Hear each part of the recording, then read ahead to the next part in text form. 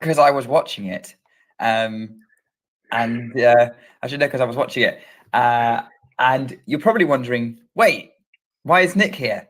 The answer is I was going to do a Scottish accent and try to impersonate Jack, but I think I would offend everyone on the stream, even if they're not actually Scottish.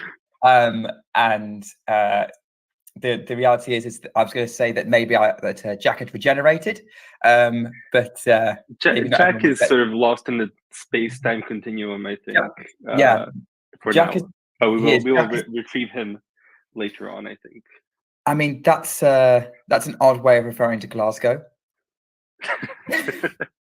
It feels like that sometimes, when you're walking down the street at 4 a.m. in Glasgow, you're walking down that big old hill down Montrose Street. You're thinking, is this a real place? And the answer is yes. But anyway, the last ball has dropped. Nick, you were, I think, watching the Djokovic Rublev match on stream, right? Yes, although James was doing the main bulk of it, because we have discovered that it is not actually possible for me to watch a stream that keeps up with the actual live score, due to the fact that I refuse to invest in an actual television and I'm watching everything through digital means. But anyway, that's a small detail. So yeah, I was watching it. I kind of caught the first part of that match. I mean, obviously, I think people thought about my thoughts of it when actually watching the commentary and sort of my observations of it. So let's get a fresh voice in this. And what was your take on that match between Djokovic and Rublev? I mean, I was pleasantly surprised by Rublev being able to win a set. Otherwise, it was pretty much par for course as I expected. It felt like every single longer rally was going the way of Djokovic, as we expected it would. Rublev, unfortunately, doesn't really have the weapons to really hurt Djokovic in any significant way. It's a horrible matchup for him, and it feels like he keeps getting it in these quarterfinals. But yeah, it was pretty much what I expected, I think. Okay. Yeah, I would agree on balance. I did think Rublev impressed more than quite myself and quite a few people in that how he handled the situation. I mean, how he won the first set was really impressive. He peaked for the right points at the right time to get that break and then serve it out. Sadly, that momentum crash in the second set was quite significant. Immediately. Yes. And quite severe as well. Although I think Djokovic probably punished it more than most other players would. And then the way he kept it close in set 3, and could have broken Djokovic back and made that third set very interesting in that 15-minute game. Was still very, very good from Rublev. I don't know if you have any thoughts on his performance and sort of what he was able to do. Yeah, I mean, as you said, that long game, 4-5 down in the third, it felt like he had chances, and then once it didn't go his way, the third set felt like it went by super quickly, and it felt like he was never really in it. So yeah, as I said, it's just a really bad matchup for Rublev against Djokovic. Like, he just doesn't really have the means to hurt him consistently, especially over best of 5. It's very tough to imagine him winning one against Djokovic at any point, really. Yeah, I mean, the match he did win against Djokovic in Belgrade, sort of a year or so ago, was a very below par Djokovic. Sort of him still struggling with fitness at that point, fitness and injury. So it's not a it's you're right. It's not like he needs Djokovic on an off day to win it, because at the end of the day, how Rublev likes to play is kind of battling through in rallies and beating and doing beat downs on opponents. And you can't do that with Djokovic. You can't hit through him. Yeah. Now the question is, do you think Sinner has a better chance of hurting Djokovic in the next match? That's an interesting question. Better, yes. I mean, look, we know he can because he got 2 sets against Djokovic last time through an absolute lightning start. The last time they played at Wimbledon. But I do think that Sinner does suffer from very similar matchup issues with Djokovic. That being said, there have been some clear game improvements this year. I like his serving this Wimbledon has been incredible. But I think, again, if it gets into a rally, you back Djokovic all the way. I mean, you have to go on. You have to back Djokovic against Sinner. I back Djokovic fully beginning of the tournament, thinking that there isn't really anybody that I think can beat him at this tournament. I'm curious to maybe see if we get an Alcaraz matchup in the final, how that turns out. But yeah, I'm just really high on Djokovic at Wimbledon. And this match has just continued to confirm it. As for the Sabalenka match, though, he did get to win a set. And the first 2 sets, I think the level was very high. It was like a very high standard of play. They were hitting the absolute life out of the ball, both of them. It was incredible hard hitting from Sinner and Sabalenka. And yeah, I mean, I was pretty impressed with how Sabalenka handled himself in that match. Did you see much of it? I was dual screening, obviously mainly commenting on the Djokovic Rublev match. And then I think I kind of missed most of the first set because I was kind of still processing what had just happened on the women's matches, particularly the Swiatek match. And I think I agree with you that I think Safiullin redlined in that second set to kind of come for a breakdown, hit it, get through, and you're right, they were hitting it really hard, but Safiullin obviously couldn't sustain it, and Sinner was taking full advantage and was much more consistent and efficient with the way he was playing. But I wasn't. That's kind of the gist I was getting from it, whilst focusing on other matches. Yeah, and I mean, 2 hours 14 for a 4-set match sort of tells you everything you need to know in terms of how fast these guys like to play. they really sped through the match. We're not going to look at anything that short for Sinner versus Djokovic. No. Yeah, I mean, as for like what my prediction is for that match, I think the Sinner can make it a lot more interesting than Rublev was able to, even though he did manage to win a set. I just think like individual sets, I think will be more competitive between Sinner and Djokovic, especially if he serves like he did today. We sort of saw Hurkacz give Djokovic a little bit of a problem with just how incredibly consistent he was on serve for most of the match. So I'm really curious to see that matchup, but ultimately I just think it's going to be Djokovic through in 4 maybe.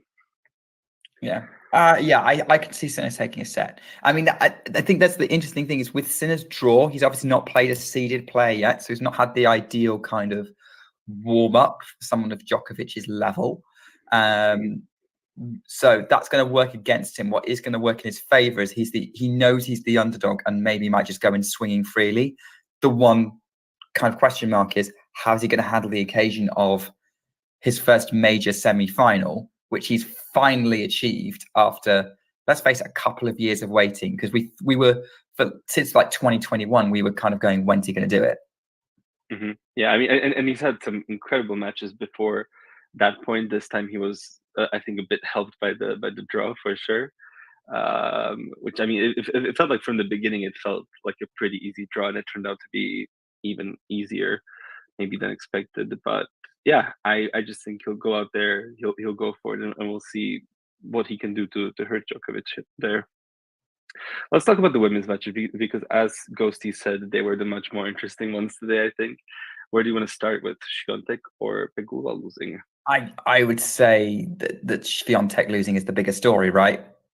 Yeah, absolutely. Yeah. I did have both on at the same time, but of course it was Elena Svitolina winning 7-5, 6-7, 6-2 over Iga Swiatek. An incredible story. I think let's talk about Svitolina first, because coming in with a wild card, coming in off of a good run at Roland Garros, I still didn't think that she was going to do much at Wimbledon. But yeah, as Gil Gross said, I saw this tweet earlier. Yeah, she has just been so much more aggressive since this comeback, and especially on grass. She was like dominating Swiatek in most of the rallies. It was really a wonderful, incredible performance. What did you think of it? Okay. I mean, look, it's not news to anyone. I'm an Iga Swiatek fan, so people might think that this is going to think I'm going to come up with something incredibly bitter. I'm genuinely really pleased for Elena Svitolina. I think it's kind of like for the story of her coming back and being this good so quickly is incredible. She's kind of almost, I mean, like she's so close to saying she's in her Kim Clijsters era, but maybe not quite. Let's not jump too far ahead. It was an odd match because Swiatek started the better player, and then went off the boil, and errors kind of crept in. The first serve percentage dropped. And Svitolina was returning like a maniac. Yeah. She was absolutely cracking some of those returns. It was amazing. Half of, like, honestly, I think half the reason Swiatek was rattled was just how well Svitolina was returning the ball, and putting Swiatek on the defense so quickly, even on her service games, and that's why her second serve one percentage was so low. Now, Swiatek was countering as best she could, but also Svitolina had figured out that she just needs to hit the ball as close to Swiatek as she can get it. And that means that Swiatek was struggling to get the forehand into play as much as she could. I think the wind in the first set didn't help. It was definitely affecting Swiatek more than Svitolina, with the kind of the more loopiness on Swiatek's shots. They were more vulnerable to being taken by the wind. And I think I put a tweet out saying that I think it was a bit like the Bencic match in that Swiatek should have won the first set and Svitolina should have won the second set. I think because Svitolina was up in that set and was the better player for most of that set. And I thought when Swiatek snatched that set in the tiebreak from 1-4 down, I thought, okay, here we go. This is going to happen again. But Svitolina was just saying no, and she just got better and better and better as the match went on. And by the end of it, I can say that, yes, Swiatek was having an off day, but Svitolina was playing well enough to capitalize on it, because even when Swiatek is having an off day, you have to be playing well enough to take advantage. A bit like with Novak Djokovic on the men's side, or even I'd probably say the same with Rybakina or Sabalenka at the minute, and sticking with the WTA. So that's kind of how I saw it, really, and kind of that's my full analysis of it. It was a little bit Iga having an off day, but Svitolina rising to the occasion and playing absolutely brilliantly. Yeah, and I mean, Swiatek seemed very, very rattled after that first set. Of course, shouting at her box. Her psychologist also being the one that was trying to mainly give her advice, which was kind of weird to me, as opposed to her coach. But yeah, in that third set, Svitolina just ran away with it. Like Swiatek, to me, like, yeah, she didn't play well. She almost didn't have an opportunity to play well in that third set. Like Svitolina just absolutely ran over her. Yeah, but like, go ahead. I was going to say, like, see that, and we have to talk about Svitolina's run as well. I think Bastion Fashion tweeted this out, that 4 of her 5 wins were in this tournament were against Grand Slam champions in singles. Actually, all 5 wins were against Grand Slam champions, if you take into account Mertens has won 3 major doubles titles. Yeah, it was really funny because he wrote former Grand Slam champion for every single one, and then just Mertens. Yeah, it was a bit harsh on Mertens. Which, really. I mean, like Mertens is like, didn't she have a stat where she was like undefeated in second rounds of slams or something? You could have put something like that for her. Yeah, she was undefeated in slams. She's a 3-time major doubles champion. Like, that run is incredible. Probably the only run through the draw that was tougher than Vondrousova's who beat Pegula today. What did you think of that one? Yeah, I mean, Vondrousova, I tweeted out something once they were closing the roof. It was 3-1 for Pegula in the third. And I tweeted something like Vondrousova is the player that has like the biggest advantage of them closing this roof. Not only because she has sort of more variety and stuff like that, but she could really use the break. Pegula held the game after that, and then Vondrousova won 5 straight games, including an incredible game at, I think it was 4-all, that included like a 31 shot rally that was absolutely insane. That Vondrousova actually lost to give Pegula the advantage with like an approach shot that was like the easiest shot in the entire rally. She just put it into the net. But then, yeah, Pegula was just like she started to approach a lot more in the second set. She became more aggressive, like she was dominating from the baseline or trying to in the first set as well. But I felt like in those moments she was just so nervy, like snatching at the ground strokes, not approaching at all. When like Vondrousova, there was like a number of moments where she played this like defensive slice forehand that was just like sailing across court. That felt like such a good opportunity to try and like approach off of, but then Pegula just waits it out and she's pushed back into the corner instead. And that happened like 2 or 3 times in the latter stages of that third set. So yeah, it just felt like Jessica Pegula once again letting another opportunity slide by her in this quarterfinal. But yeah, Vondrousova, all the credit to her because she was there to take advantage. For sure. And I think I did try and keep as much of an eye on it as possible. What I was noticing was I think there was a lot of long rallies in that match. And Vondrousova, and it was just a case of who was going to break down first.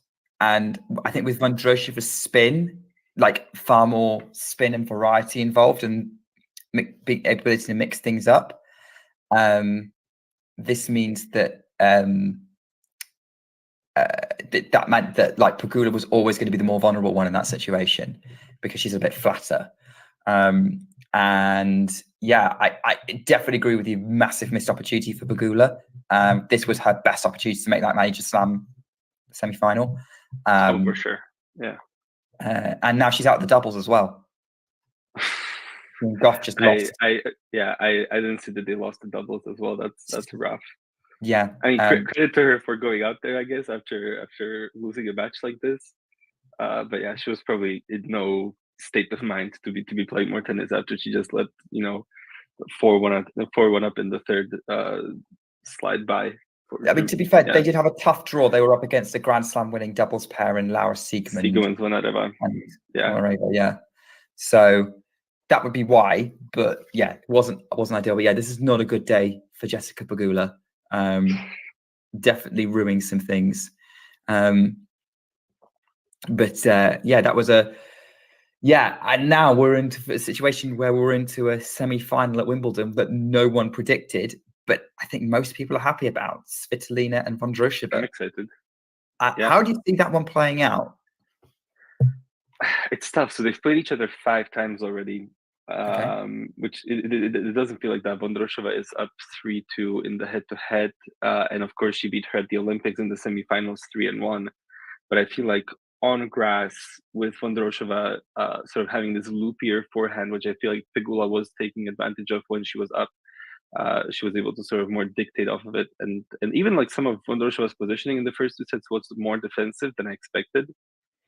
I feel like Svitolina is the favorite for me, just with these aggressive ground strokes, aggressive returns that she's been putting in. I feel like she's going to take this. I think I agree with you. I definitely think that she's got the ability to punish Vondrousova's more loopy shots. She has already played in several other really great defensive players. She's playing the best tennis of her career right now, Svitolina. And what's more, she's going to have the crowd advantage behind her. I don't think it bothered Swiatek too much today, but I could see it bothering maybe Vondrousova if the crowd is so heavily behind Svitolina. on that semi-final day, because I think the British crowds, the Wimbledon crowds, have decided they want to back the Ukrainian, which I can completely understand. So yeah, the only question mark for me around Svitolina in this matchup is how is she going to handle all of those slices and stuff? Is she going to sort of keep herself in that aggressive mindset when she keeps being pushed back behind the baseline, or when she's getting sort of these lower shots? So yeah, that's the only thing that I'm worried about, because so far on this run, I don't think that she has faced a player with as much variety as Vondrousova will bring. But still, Svitolina is the favorite. Yeah, I think we're on the same page with that one. I know this is probably a very efficient conversation, because well, those that there's not a lot to say. I think we both picked up on all the key things, and you know, at the same time, you know, that's the disadvantage of far fewer matches today, sadly, in the singles, in the senior singles. Obviously, plenty of interest. Like, well, it wasn't much to be talked about, but yeah. John's asking whether Pegula has a quarterfinal problem. I don't know. I mean, like, I don't think so, because the other ones weren't bad losses. Like this one felt like the first really bad loss where you're losing 5 straight games, right? Yeah, because like her first 4 were against people like Barty and Swiatek. Yeah, you're not going to lose though. Like, she was never the favorite for those. There was Azarenka in Australia. That's a forgivable one because Azarenka is a major champion. And I think on Vondrousova is a forgivable one because, you know, major finalist, and Olympic silver medalist. And like, when she gets to the stage, peaks. I think this is the one Pegula came closest to, though. I couldn't see an awful lot Pegula did wrong in that match. Yeah, I mean, like, I feel like after the roof shot, after the break, she just got nervous. She was snatching at her shots. Like, yeah, today, I feel like she definitely made mistakes. In the other losses, it doesn't really feel like any of them were bad ones. So that's why I'm not ready to call it like a quarterfinal problem, even though it's of course seems like it when she's 0-6 in quarters. Of course, yeah, the Jen Brady was the first one, but they were both sort of breaking out at that moment. And Jen Brady at that time was also really, really good. Hope we get her back at some point. But yeah, after that, Barty, 2 losses to Swiatek, lost to Azarenka, which was straight sets where Azarenka was clearly the better player. This was the one where it felt like she had it on her racket and she just let it slip entirely. But yeah, where did it go wrong though? That's the thing, because I feel like Vondrousova wrestled she control. couldn't handle the moment. Like, it felt like once Vondrousova started turning around, she couldn't handle the moment. She lost that break. She lost that 4-all game, which felt very, very key to the remainder of the match. And then Vondrousova served it out easy. Like, there wasn't even an issue at all. So I would say that Vondrousova won it more than Pegula lost it. Yeah. I mean, like Vondrousova found like a much better level, and she sort of generally became more aggressive. It's not like, I know there's some people comparing it to the Sakkari semi-final problem. The difference, the Sakkari semi-final problem and the Sakkari finals problem is Sakkari was doing it to players that she should be beating. Whereas I think a lot of us went into this thinking, could we honestly say Pegula should be beating Vondrousova? Yeah, I mean, like okay, like beginning of the match, Vondrousova was a slight favorite for me, but it just feels like from that position where you're up 4-1 in the third, Pegula should have won that match. Yeah. So yeah, maybe I'm not willing to be that harsh on her, to be honest. Fair enough. Ghibli talking about the Swiatek forehand. I agree the Swiatek forehand was misfiring. I think it was a combination of she was having a bad day, and then sort of by the third set, Svitolina was putting the ball in places that was tempting her to misfire. So it was, I'm willing to kind of call it 50-50 on that result for 50% Swiatek, bad day, 50% 50% Svitolina having an amazing day. Yeah, and also like Svitolina was putting pressure on her pretty well. So yeah, you have, like, we've seen Swiatek have bad days against much lesser players and still win in straight sets. Yeah, and like Ghibli makes a good point about Pegula being about a grass court. I mean, Maketa Vondrousova on grass before. Yeah, she didn't really have a good record coming into this event. Like Berlin, she had a good tournament, and that was when people were like, "Oh, okay." Yeah, people were kind of looking at going. I mean, okay. like her run going into this match sort of convinced me of her being a good grass court player. I mean, Peyton Stearns isn't like a tough first round, but then Kudermetova 3-3, Donna Vekic 6-1-7-5, coming back from a set down against Maria Boskova. Yeah, so sort of that run going into the match made me have Vondrousova as a slight favorite. Yeah, I would probably agree with that. I can't find anything that breaks down Vondrousova's history by surface. I mean, like, she's not someone we've traditionally thought on it. No, I mean, like she's 12-12, but that's including this run. So coming into it, she was what, 7-12, I think. Tell you what, this is making that Emma Raducanu run in 2021 look even more impressive, given that Raducanu beat Vondrousova in round 1. I think it was rather round 1 or round 2. As for Ghosty's comment, I just want to say a player's going to have a shocking day for me to be harsh on anyone, no matter whoever they are. I will always go with the optimistic side. Don't get me wrong. If I see a player having a shocking day, I will say it. But Pegula did not have a shocking day.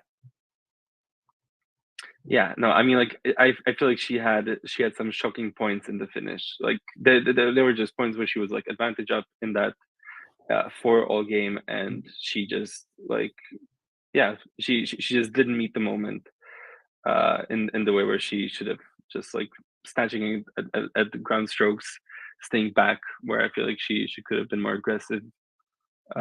Yeah, like it felt like a combination of both.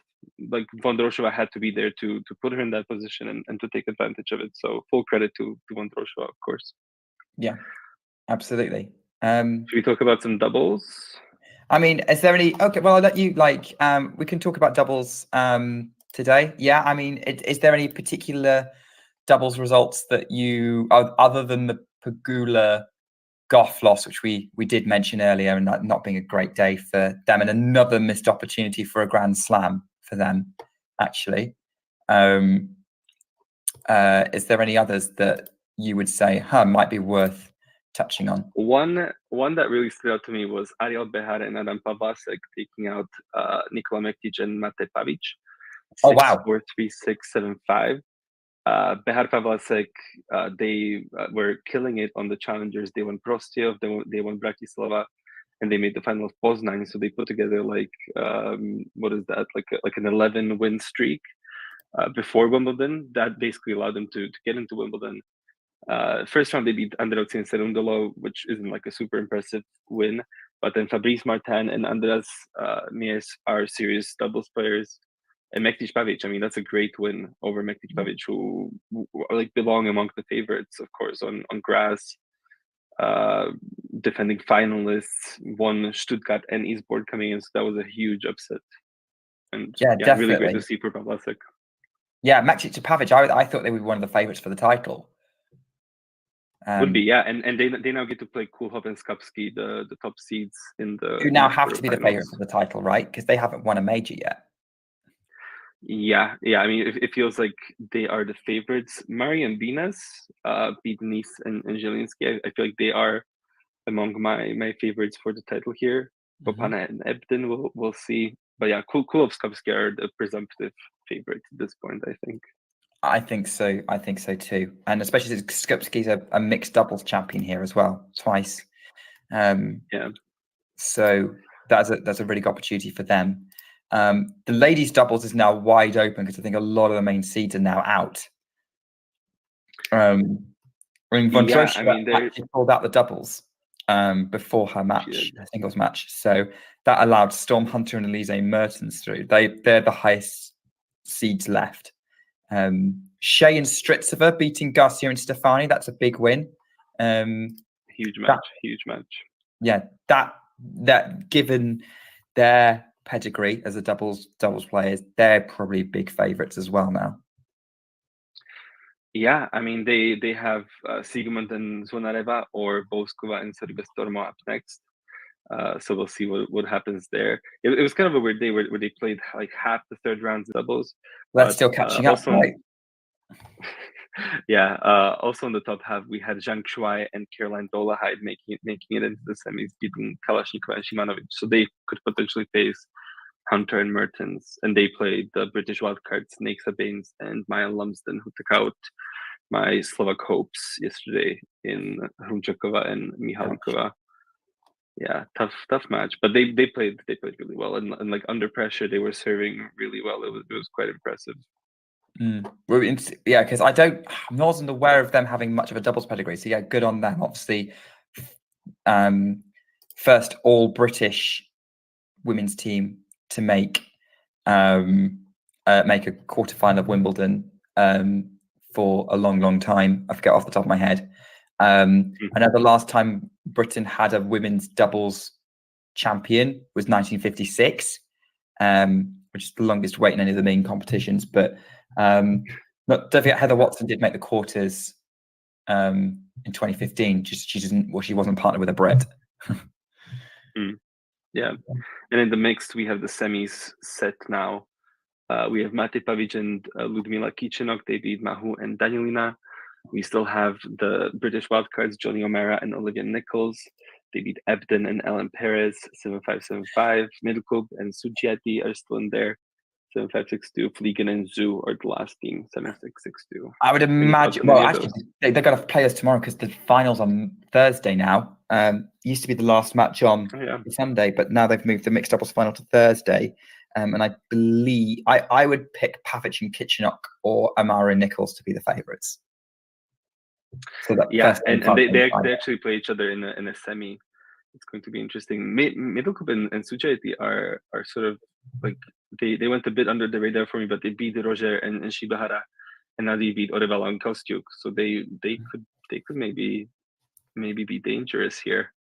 But yeah, it feels like Pavic and Kichenok are the main favorites for me as well. Yeah, that would make sense. And Kichenok, obviously former Birmingham champion with Ostapenko. So yeah, that's pretty good. I think we've been putting it off long enough. We need to talk about tomorrow, because tomorrow is a packed order of play. So I think we'll start with the women because they're starting things off, because at the same time, almost at the same time, one is starting half an hour before the other. Centre court is John Jabeur against Elena Rybakina, which will start half an hour after Madison Keys and Aryna Sabalenka on court 1. You won't know where to look tomorrow. No. I'm going to be in a car on the way to a cottage, so I won't be able to double screen this. So it's going to be some very, very tough decisions as to who I'm going to be watching on my phone in the car, and how I'm going to even do that. I still need to figure that out. But yeah, I mean, it's really a great day of tennis that we have tomorrow. These two ladies quarterfinals are incredible. Keys and Sabalenka, of course, like an absolute big babe tennis fest. Where I mean, either could take it, absolutely. Sabalenka is still the favorite for me. She's the favorite for me to win the whole thing. But yeah, I mean, I can absolutely see Madison Keys winning this match, and then Jabeur and Elena Rybakina getting the rematch of last year's final, where hopefully we see Jabeur a bit less nervous and a more sort of not carefree, but more sort of playing looser and really unleashing all of the ons magic that she has on Rybakina, and just seeing how Rybakina can react. Don't use my phone and drive. I'm not going to be driving, so I'm going to be in the car, but not driving. That's what I went to. I assumed you were the passenger, Jakob. You do not seem like a reckless kind of guy. I do not own or possess a driver's license, so yeah, no driving for me. There you go, doubly illegal, driving without a license and watching tennis on his phone. That's not something you really want to risk. So I would say, by the way, I just want to come back on a comment from Ghibli. Had a question. He was asking about Swiatek's first serve percentage. She actually served 72% first serves in that match against Svitolina. It's so she couldn't win. I mean, it really is. First serve points won 68%, 33% won behind second serve. So she was very vulnerable on second serve, although so was Svitolina because she only won 40% behind her second serve. But I think the key difference there is just showing how good that Svitolina return was, really. Yeah, she was just eating her up on the second serves every single time. It felt like it was just going to be a bomb coming back. And yeah, I mean the main difference that sort of you see there, because they did have like a similar second serve percentage one. Svitolina won 14% more off of the first serve, 51 of 62 for 82%. Which, yeah, I mean, like we keep talking about her return, but she was also serving absolutely incredible in this match. Yeah, for sure. And that's just the way. It was a great performance from Elena Svitolina, and I think that's what it took.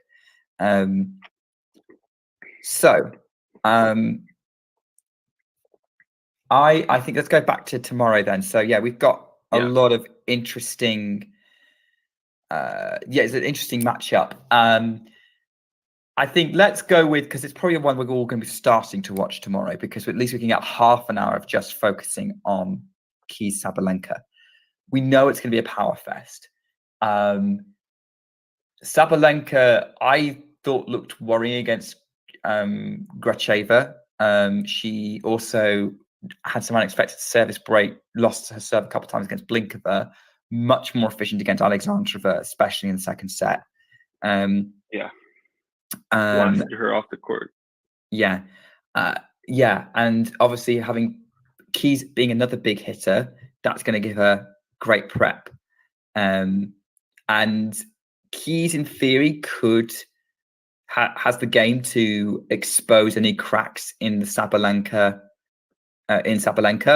But I feel like maybe Keys is going to be the one more like to run out of gas, given how many matches she's played recently. I mean, she's on a grass court winning streak. She's the only one of the women who were on a grass court winning streak left in the tournament, because Swiatek and Kvitova have now lost. But I'm just wondering whether, and also Madison, the way she handled Andreeva, kind of coming at her, having to try and find a change up, that strategy is not going to work in the same way against Sabalenka. So I'm making Sabalenka the favorite, but I wouldn't be surprised if Keys pulls something off. Same for me, yeah. So somebody was the asking one time about, they played on. Actually, I looked up last night. The one time they played on grass, Keys won in 3, and that was 2 years ago. Yeah, two years ago, pre sort of Sabalenka fixing her. Sabalenka was asking in semis. Yeah. I don't know. I just feel like I trust Keys less than I do Sabalenka at this moment. There's an element, and yeah, like she came pretty close to losing to Andreeva. Of course, played brilliantly to turn that match around. And if she continues that level, she should be able to win. But I don't know. There's just something about Madison Keys that makes me like believe in her a bit less than Sabalenka here. Yeah, especially at the minute, right? Because Sabalenka is one of the players of the season. if not the player. I mean, like, and just coming off of that performance against Alexandrova, where Alexandrova was like hitting really, really well for that first set, and it just did not matter in the slightest. And Sabalenka just entirely took that match out of her hands. And I could see that happening again here. But yeah, if Sabalenka is misfiring, Keys is somebody who can take advantage of that. And I think given how Sabalenka's improved over her draw, over the course of the draw, I think that Keys is more likely to misfire than she is. Yeah. Okay. On Jabeur, Elena Rybakina, how do you see that one playing out? Okay. Okay. I think it's going to go 3. I think Ons is out for revenge. As much as Ons can be, because we know she's lovely. I think just watching Rybakina this tournament, she's been ruthless, making her way through the draw. I think she might drop the first set, because I think she might be suffering a little bit from the retirement that Haddad Jmaya gave her. So probably didn't have as many match warm up. But I think once she finds her game, she'll be able to hit through Ons, who might still be lacking a little bit of confidence. But I'm not. That's how I think it's going to go, but I'm not 100% sure that that's how it's going to go.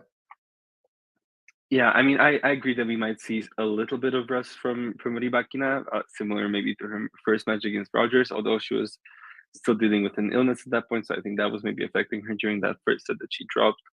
But yeah, I mean, in her last 2 matches, she beat Katie Boulder 6-1, 6-1, and then played just 5 games against Haddad Maya before Haddad Maya retired. So we'll see. On Jabeur, we've seen this, incredibly efficient version of Ons Jabeur against Petra Kvitova, dropping 3 games. I don't really see that happening again unless Rybakina is just entirely misfiring. Mm-hmm. It's going to be, I think, a close match, sort of closer maybe in the individual sets than they were in the final last year. I'm just really, really excited for this matchup, to be honest. Yeah, I am too. And it's a great contrast of, we have seen an efficient version of Jabeur, but we know how she prefers to play. And against someone who is known for ruthless efficiency like Rybakina, that's just going to be super exciting. So yeah, and that's got to be the one to mainly watch, if anything, just for the drama aspect of it. But I wouldn't be surprised if we had some absolute insanity going on at the same time, like we kind of had today, and also on Sunday when we had the Swiatek Bencic match at the same time as the absolutely brilliant Azarenka and Svitolina match.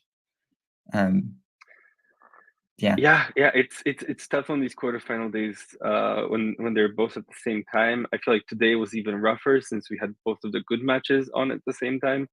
But I feel like I'm more excited for these men's quarterfinals than I was for today's, for sure.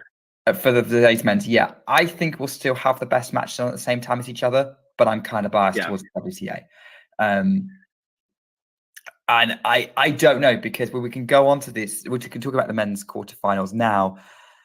I am not super convinced we're necessarily going to get good matches here. I know Alcaraz Rune is hotly anticipated. I think Rune's going to run out of energy after maybe set 2 or 3. I mean, I'm not that convinced that that's going to happen. Of course, Alcaraz feels like the favorite for me. He has been quite impressive, sort of throughout the run. The forehands that he's able to unleash are just absolutely deadly. Coming back from a sit down against Berrettini last time out, he was able to sort of just neutralize him in the latter 3 sets. Rune is a bit weird to me. Yeah, maybe this is a bit more straightforward than I think it will be for Alcaraz. Yeah. What do you think? I think we agree that I think it's going to be more more straightforward for Alcaraz than people are thinking. Yeah, I mean, like Runa is coming off of this really, really long match against Vondrousova and against a very tight match against Dimitrov, which also took a lot of energy out of him. I was Why I'm impressed that saying I he think was he's able going to to run win out the of gas. match. Yeah, I was impressed that he was able to even win that match over Dimitrov, because it felt like Dimitrov was the bigger or the better player to me for most of that match. Yeah, we'll see what happens there. I'm probably going to say Alcaraz in 4. Okay, Alcaraz in 4. I could see that. I think it's going to be Alcaraz in 3 or 4. Fair enough. I know. So, are you more excited for Medvedev Eubanks? No, I think of the two, I'm still more excited for Alcaraz Rune. I think the question is, how competitive can Eubanks make it? I could see it going forward. Maybe his game is absolutely massive. I'm a bit worried about the nerves for him coming out. We saw the nerves show up a bit when he was trying to close out the match against Tsitsipas. So I think we'll maybe see a little bit of a slower start for Eubanks. And then once the serve is firing, once the forehand is firing, like there's no reason why he can't take it to tie breaks. And then we just see what happens in the tie breaks, really. Yeah. I think Medvedev does have the ability to absorb everything that Eubanks would throw at him. Yeah, you're right about the nerves for Eubanks. I mean, he did all right dealing with Tsitsipas. But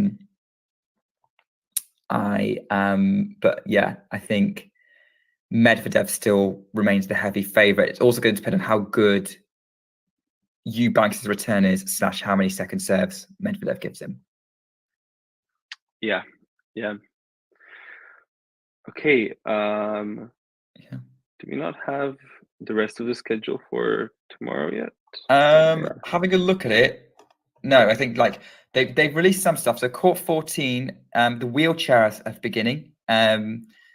So they only start the quarterfinal stage. So court 14 is all wheelchair matches. If you follow wheelchair tennis, it's all very, very close. I think they're all going to be great matches, particularly Gerard versus Hewitt, 2 Grand Slam champions. Same on court 15. There's more wheelchair. Actually, I think the only thing that's been confirmed is the wheelchairs. I don't think anything else has been confirmed on any other courts yet. I've just refreshed it. No, it's just the wheelchairs on courts 14, 15, and 17, which if you have a grounds pass for Wimbledon, definitely go and check those out, because the athleticism on display is incredible. Gemma Stevenson's obviously someone who covers the sport. We're talking to her next week. That's going to be, but I think, if you have an opportunity to watch some wheelchair tennis, do it, because people think, oh, it's not going to be as sort of strong as the men, the able-bodied game. Trust me, I've watched the wheelchair matches. Like, I know they're allowed to have the ball bouncing twice. Often they don't need to. They can just hit it and move around pretty quick. So it's a great spectacle if you can watch it. So I'm not going to assume people necessarily know who everyone is, unless obviously you do, Jakob. No. I mean, I was just going to say that I watched, I think it was Alfie Hewitt. I can't remember which round of last year's Wimbledon, but it was like one of the best matches that I watched of the tournament. Like, it was just such incredible stakes. And yeah, I mean, like, the athleticism of playing tennis in a wheelchair is insane. Yeah, and like especially the. I mean, if you think about it, for the power levels are a bit low for the quad wheelchairs, but that's obviously because it's 3 out of 4 limbs minimum that are sort of that sort of may not be functioning as kind of expected, but they're still incredible. I mean, like Dylan Alcott's dominance of that discipline was incredible, and he's a massive superstar in Australia now, which is great to see. Yeah, plenty in action there for those. Obviously, you've got Dida de Groot from the Netherlands opening up court 14. Dominant force in ladies wheelchair tennis. Andy Lapthorne's taking on the top seed Vink. Gordon Reed and Gigi Fernandez, that's a good one.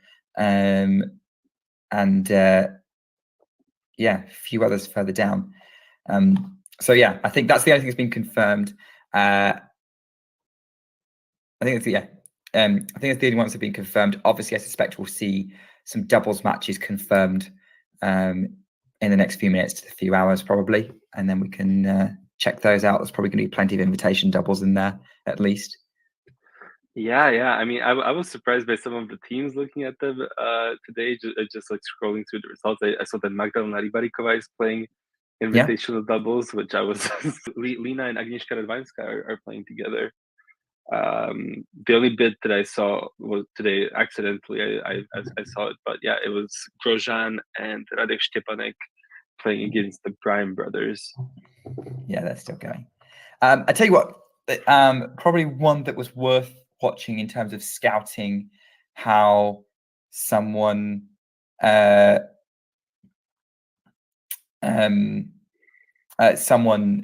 doing well ahead of an actual senior result. Caroline Wozniacki is playing the invitational double Cara Black, and obviously interesting preparation for a comeback to the main professional tour.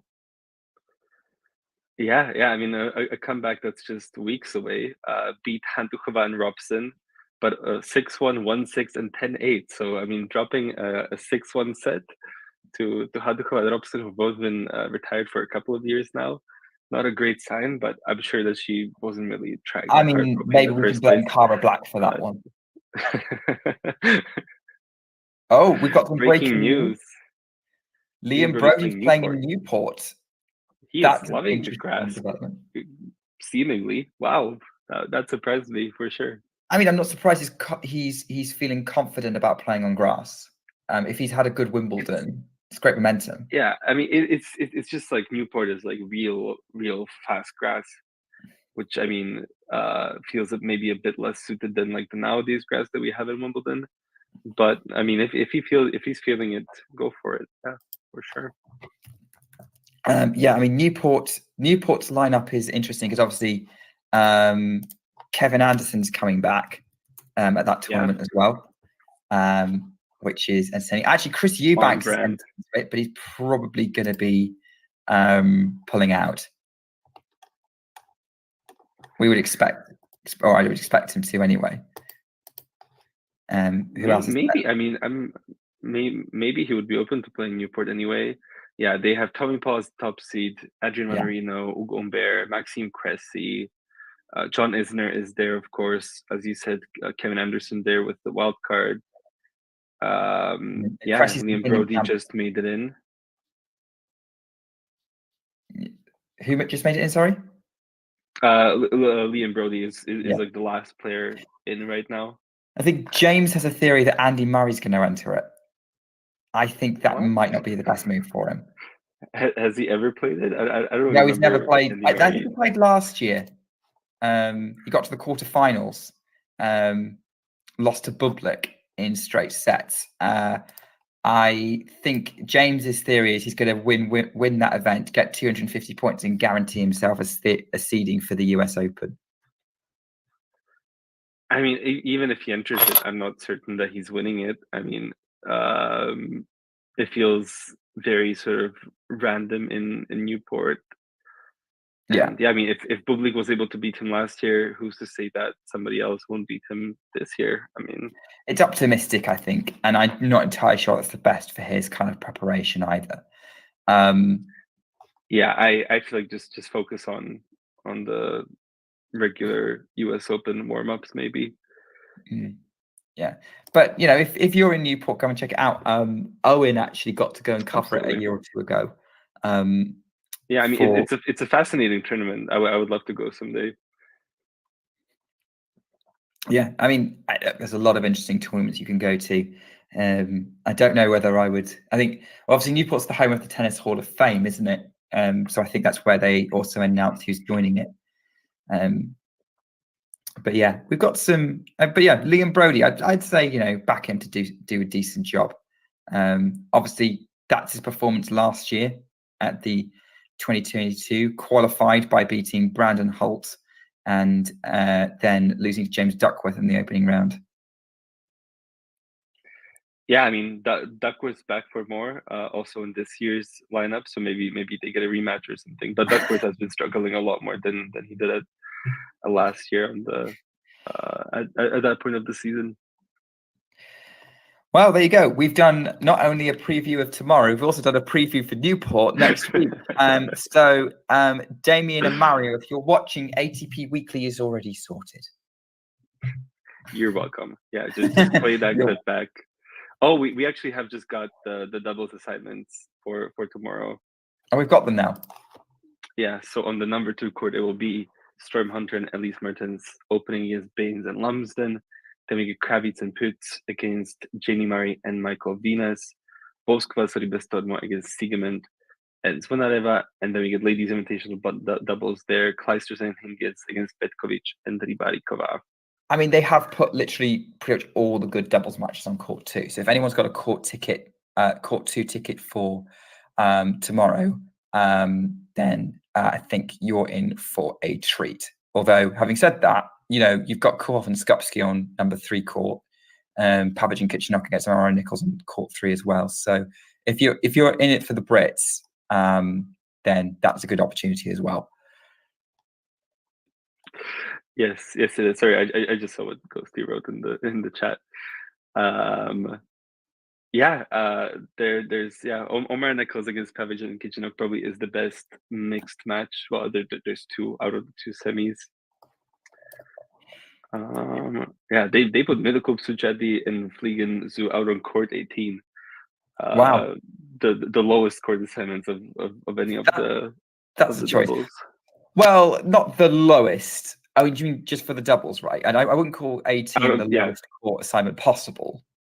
Yeah, no. I'm just saying out of the doubles. I think it's the worst one. I'm pretty sure all the other ones are on.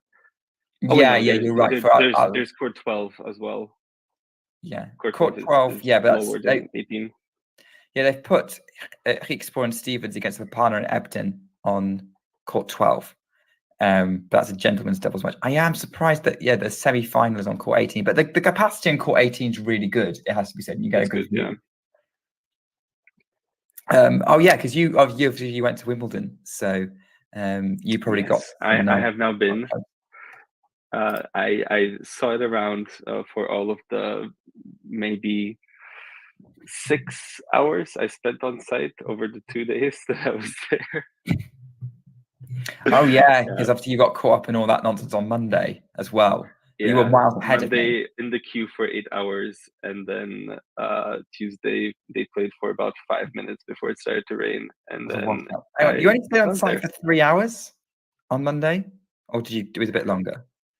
It was a bit longer on Monday. It was 4 p.m. I got in, and then by 9 p.m. they shut down pretty much. So it was 5-ish hours. Okay. Out of the junior matches, I thought you were ahead of me on Monday, but no, I got there before anyone else. Oh yeah. You were there for like 5:30. I was there for 7:30 maybe on Monday. 6:30 I got there. So okay. I wasn't that dedicated. Yeah, court 7, you have Tomasz Berkieta and Rodrigo Pacheco Mendes. I think that would be a good match. Damian is very big on Berkieta as a talent, so I'm curious to watch him in that match. Also have Jaroslav Demin and Adno Guibaudot Antoine Guibaudot in the match before that, who should also be pretty good. Demin I saw earlier this year on the challengers it was in Spain. Who did he play? Passaro in Tenerife, but yeah.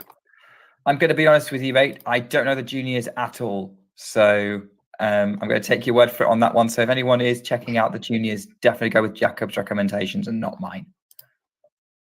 Yeah, I mean, I'm no juniors buff. I just sort of see some of these guys on the Challenger Tour that I remember the name. I'm like, oh, there you are. Out of the women's or the girls singles, Renata Yamrikova, of course, our real last Slovak hope. Up again tomorrow, I think. Against who's she playing? Out on court 8, first round against Munk Mortensen of Denmark. And then she's actually playing doubles also later that day on the same court. Well then, go and check those out if you can. Well then, I think we've got you all covered for all the action across all the disciplines at all of Wimbledon, and we will be back. There will be live streams tomorrow. John is going to be covering the women's quarterfinals. I hope that he has someone who can join him for those. And then remind me, who's covering the men's quarterfinals? I think it's Damian and Vanch. Which is the best possible, one of the best possible commentary teams you can get right now. So brilliant combination. Expect plenty of expert analysis, particularly of Alcaraz versus Rune. Vanch taking a particular interest in it. Oh, actually, they're both taking an interest for the Iga and Carlos podcast. And then I am back for the last ball drops for the last time at Wimbledon. Can't keep him out. Lock the door. Damien owned it for Roland Garros. I am owning it for Wimbledon. This is how it's going. I as soon as I knew I wasn't working in my regular job this week, these couple of weeks, I was like, I'm definitely going to get on as many last ball drops as I possibly can. So I'm on with Tom. I will be discussing everything that happens tomorrow. We will probably spend a lot of time talking about the women's tennis because that's going to be the that's probably going to be where most of the drama comes from. But hey, who knows? Maybe Holger Rune will surprise us. Maybe Chris Eubanks will surprise you. Maybe Chris Eubanks will surprise us. He's already surprised us a few times this tournament.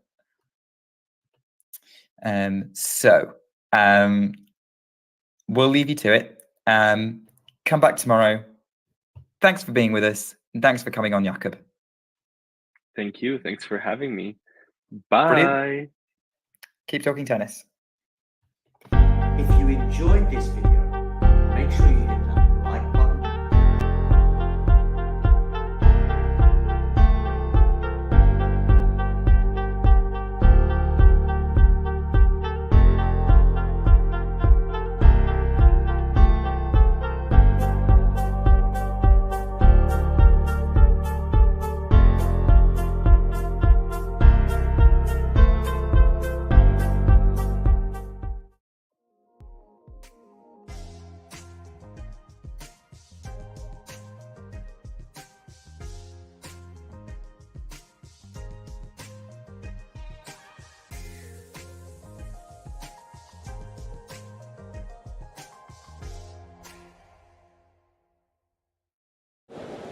Ready?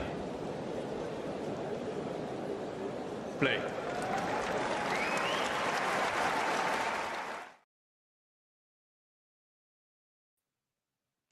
Good afternoon, good evening, good morning. I do hope that my microphone is working well. If it's not working well now, it really should be. We've just been listening to yesterday evening's last ball drops with Nick and Jakob. I hope you enjoyed that as a nice little prelude. Do you like that, ladies and gentlemen? Prelude to today's final, or I should say quarterfinals. There we go. Count the number of seconds before I make a mistake. Terry has already joined us. So that's great to have you on board already. Maybe we can even bring up some live scores for you. Let me know your predictions as well. I've got the 4 potential finalists already written up for you in the poll that I have going. And I'd love to know your thoughts on who of the 4 quarterfinalists in action today, one of them will definitely be in the Wimbledon final come Saturday. And I'd love to know which one of those 4 you think will make it. I would suggest that Sabalenka and Rybakina will probably top that poll. And I would have thought Madison Keys would be the outsider of the 4. Jabeur probably for me would come in 3rd. But I'll have a quick look at the poll now before I do much else. But I'd love to know your thoughts on these 4 quarterfinalists. Let's have a quick look at the poll. And the poll obviously not being Iga Swiatek because she's out. We've got Jabeur on 23%. Nobody has Sabalenka in the final, at least according to this poll that I have running so far. Rybakina on 77%, Jabeur on 23%. And it's not as though I've only had a couple of votes. We've already had 13 votes in, and we are already at 0% for Keys and Sabalenka. So that is a bit of a surprise, but maybe some of you need to see the poll. In fact, I may even share it with you on the screen right now. And we do this. And we go like this. And then you can all see the poll I'm referring to. You can all get voting in that poll. That will remain available for a while. I've got Brad Gilbert on my German TV right now. But his words are being translated because I don't think Brad is fluent in German. So yeah, Brad Gilbert there on TV. Of course, a former coach of Andre Agassi, a former coach of Andy Murray's as well. Only allowed to choose the first match. No, this is who's getting to the final, Terry. Which one of these 4 is getting to the final? Not who is winning between Rybakina and Jabeur, but maybe that's why it was interpreted that way. But I did make it quite clear who's getting to the final because, of course, we're having both of these being streamed right now as we speak. We're going to do these concurrently. We will be separating the men's quarterfinals and probably focusing a lot more on Holger Rune against Carlos Alcaraz. First sip of water necessary. I think you will have to change your vote, Terry, if you wish. But perhaps you went for Rybakina. Yeah, I'm guessing you went Rybakina, Terry, and you're sticking with Rybakina. That's my guess. I tipped Rybakina to win the tournament before it began, and I think I'm going to stick with that. I think all of these 4 players, by the way, very unfortunate in terms of the side of the draw that they were on. They've all had to battle hard.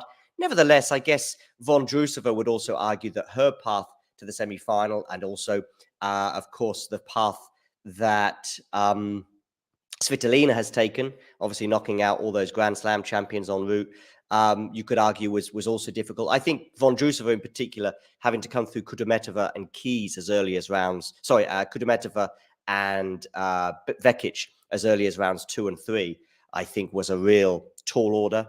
But she's done that, and she came through in spectacular style, winning 5 games in a row yesterday in that match over Pegula. And by the way, there's a lot been spoken about regarding Pegula and quarterfinals. I think I want to elaborate on what I would call is a quarterfinal issue. I don't just mean, she wakes up on the day of a quarterfinal and goes, oh, this is a quarterfinal and this is where I keep losing. I actually don't think it's so much that. I actually just think it's also a level that she's able to produce. And yes, people will point at Ash Barty and people will point at Iga Swiatek, for example, 2 of the players that she's lost out to in the past. That for me is also about a level. So it's not just whether she is getting a bit anxious, although she may well have done yesterday as she saw the finish line in sight. Of course, the scar tissue will build up. And that may well have been an issue yesterday where she saw the finishing line in sight of 4-1. And I think she had a break point for 5-1 as well. Nevertheless, she wasn't able to get over that hurdle. And it's good to see some regulars. Jane, thank you. Yeah, I do that sometimes, particularly before big matches. I'll go live about an hour early and play the previous day's stuff. Often it's a podcast, of course.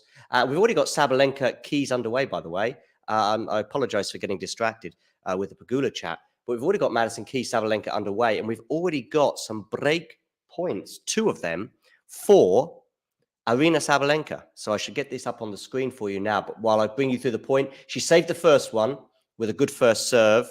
Let's bring up the score on the screen, and that will save me a lot of explanations, at least in terms of where we're at. So now hopefully you can see the score on the screen. Yes, exactly, Jane. That's kind of part of the reason I often go live for big matches. I'll go live pretty early. If it's a Grand Slam final, maybe quarterfinals, maybe semifinals, I'll often start the stream really early and just play some old footage, previous footage. Maybe I'll have, oh, that's a really good backhand winner from Madison Keys, making it juice. For example, I remember before the final of the men's final in at Roland Garros, we had Craig O'Shaughnessy come on. Before Alcaraz Djokovic, I had who did I have come on? I had Amy Lundy.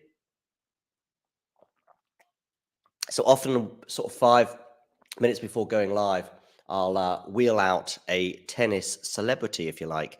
I think both Amy Lundy and Craig O'Shaughnessy fit that, but I mean it in a good way. I don't just mean that they're celebrities for no other reason than that, but they are tennis experts. Sabalenka has another break point, by the way. It is advantage to the Belarusian. She's on the backhand on the return. It's a decent return, but this is now sort of a neutralized rally, although that's a good deep shot there from Sabalenka. Arguably, she's on top of the point now. Wheels up the forehand. She's certainly on top of the point now, but good defense from Madison Keys. Good defense, Madison Keys. Good attack, Madison Keys. Sorry for your eardrums, Jane. Juice.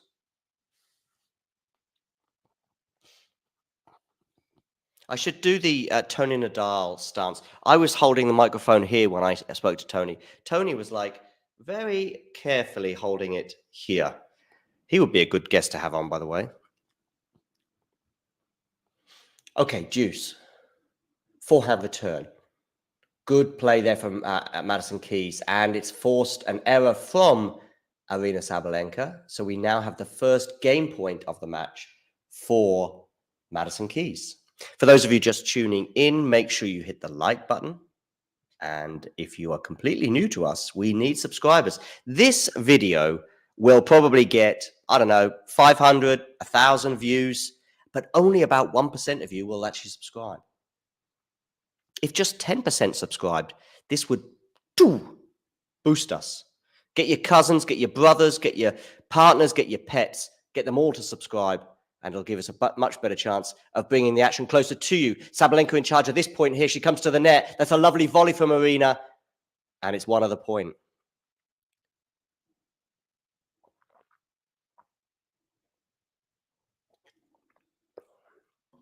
Okay. Thirsty times.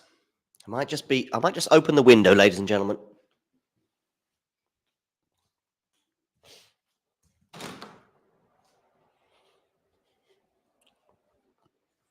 Not much breeze today. Keys goes long on the first serve.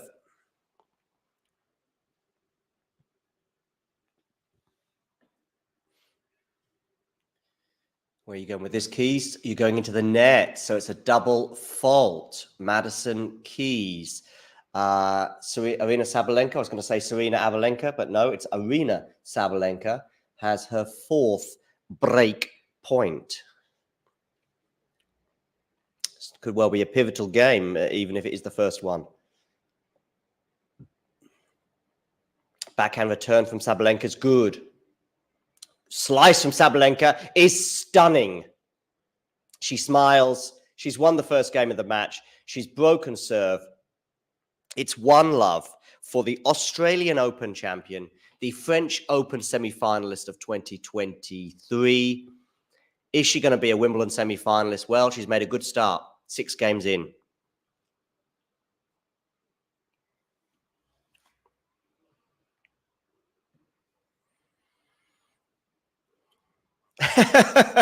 Jan, just reading your comment. Sabalenka's won all 5 previous Grand Slam quarterfinals she's played. So we talk about quarterfinal issues. Rublev has, I think, about half a dozen or so on his CV, or maybe 7 actually now. And Pegula, so between them, I think they have 13 quarterfinals, and they've lost all 13. Sabalenka has been in 5, and she has won every single one. Of course, she did have a bit of a semi-final problem for a little while, at Grand Slam level at least. She's gone long there by the beforehand. But yeah, she lost a few Grand Slam semi-finals, I remember, in New York and Wimbledon, of course, as well. So a few of them got away from her, but she finally got over that line in January, and then she more than got over the line in the final over Rybakina. But what a great final that was. Backhand return from Keys is good. Forehand slice now from Keys. Neutralizing the rally. Good backhand slice. No, it's a bit long there from Keys, and a clenched fist from Sabalenka, meaning 15 all. Oh, thanks, Jane. How do you watch the Power Hour, by the way? Because I don't have access to it. Fortunately, they sent me the video, but I don't have access to it outside the US. But I guess it's on like some sort of subscription, is it? Is it live? I think it is, right?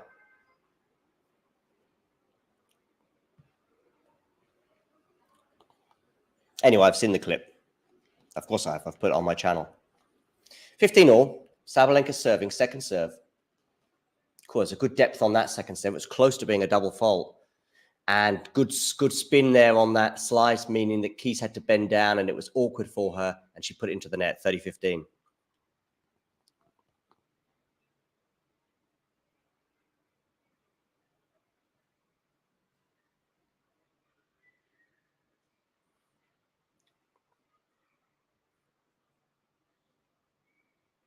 Sabalenka serving to the backhand of Keys, and it's gone long, so it's 40-15.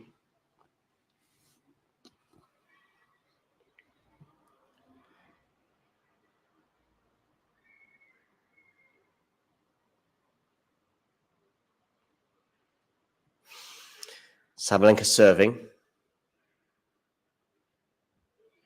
She is going to clip the net on that first serve. Also, let me know your thoughts. I've got that poll going. Let's see how the poll is going on YouTube at the moment. We've got Rybakina there. But don't forget Keys and Sabalenka. If you think one of those is getting to the final, get voting in the poll. Oh, it's a double fault from Aryna, so it's 40-30. 10 minutes in. And we've not yet played two games. World number 2 and number 2 seed Aryna Sabalenka. She has, though, finally held for 2 games to love. As Keys just goes long on that return.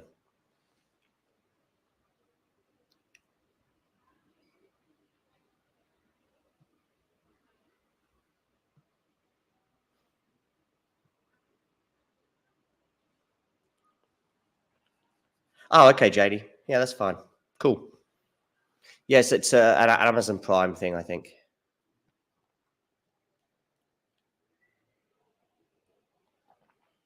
Great to have so many friends of the show, if you like, on today, with Terry as well on board.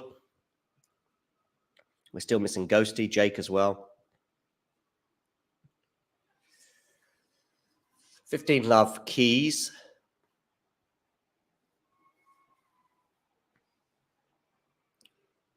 For those of you just tuning in, make sure you hit the like button, whether you're watching on Facebook or on YouTube. And if you're watching on YouTube and you haven't done so already, click subscribe. Unreturnable there from the serve. I think Sabalenka will be a bit disappointed with that return. So it's 30 love.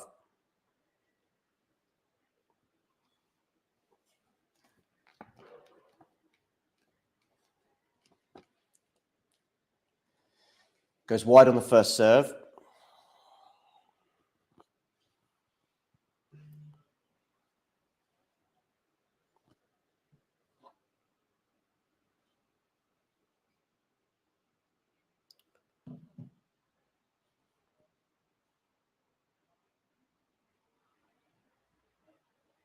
But now she has a game point, 40-15.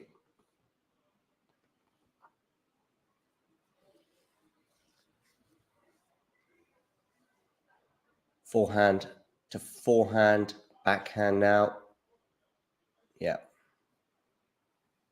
Making it 40-15.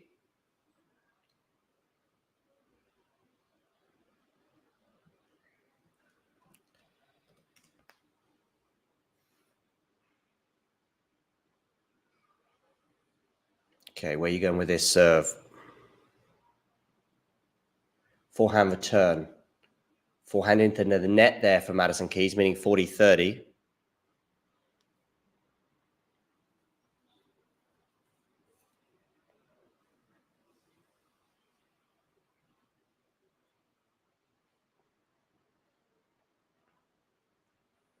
Where are you going with this serve, Madison? You are going to the backhand of Aryna, and she's gone long, has she? Yes, she had. So it's a hold for Madison Keys, 2-1, and we will take a short break so I can get a refill on my water. Thanks for tuning into this watch along. While there's a break in play, here's a reminder to hit the like button, subscribe, and click that notification bell. Your support helps to keep the channel going. While we're here, you can now become a member to enjoy perks including badges for the live chat, but also bonus material such as interviews with top players from both ATP and WTA tours. The membership link is pinned in the live chat. You can also follow us on Twitter, Facebook and Instagram. So whether it be serves or volleys, forehands or backhands, serve bots or drop shots, we've got you covered. Whether that be via our website, talking-tennis.com, where you can read features and interviews from our top writers. Or if you prefer us in audio form, you can subscribe to our podcast on Apple, Amazon or Spotify or wherever you get your podcasts from. Remember, we offer you wall-to-wall coverage via our regular watchalongs, magazine shows such as Nick's WTA Weekly or Damien and Mario's ATP version. Plus, we deliver top content from people on the ground, actually at the tournaments, so you get even nearer to the action. So, what are you waiting for? Hit that subscribe button so you don't miss out on all things tennis. Exactly, ladies and gentlemen. Hit the subscribe button. I don't know if Aryna Sabalenka is subscribed to our channel, or maybe even Madison Keys. But even if they are, I'm guessing that they're not tuning in. Of course, I guess they could tune in during changeovers. You could easily just stick the channel on your iPhone. Might use up a bit of data, but I guess they can always renew that. By the way, for those of you wondering what the background noise is, I am boiling the kettle to make a cup of tea. Let me know what you are consuming wherever you are. I guess it's breakfast time for many of you tuning in North America, lunchtime in the UK, and maybe sort of mid-afternoon throughout various parts of Europe, and into the evening, of course, as we go across Asia. And if you're tuning in from Australia, it's way past your bedtime. Tuck up, get to sleep, and we'll speak to you soon. Kettle boiled. I have a surprise to show you as well, ladies and gentlemen, when I return. Got my water, got my microphone, got my tea. We need a little spoon, I think, to stir the tea. I'm sure you're all fascinated to know what is going on in my kitchen while I actually miss a couple of points. Maybe people in the live chat can tell me. I may have missed the 2 best points of the tournament, but that's how it is. Sometimes tea comes first.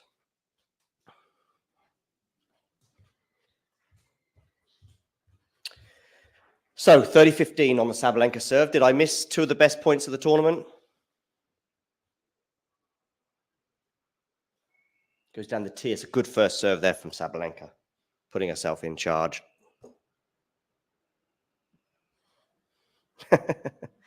Yeah, indeed, Jake. Indeed. I think it's a Mary Carrillo line, right? To be fair to Miles, he did cite her.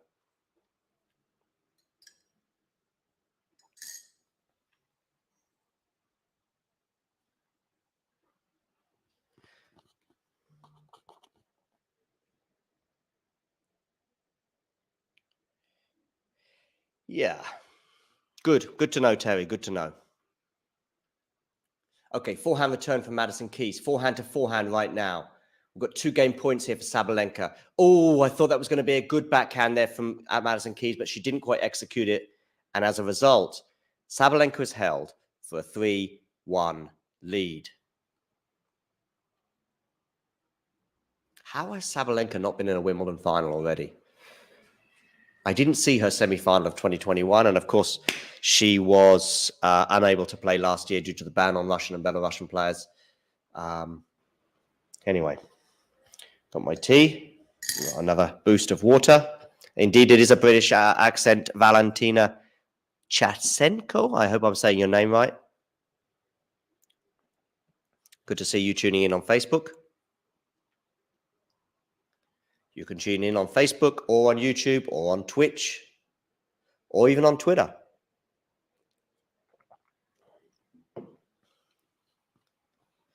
Yeah. You think she's a bit nervous, Terry?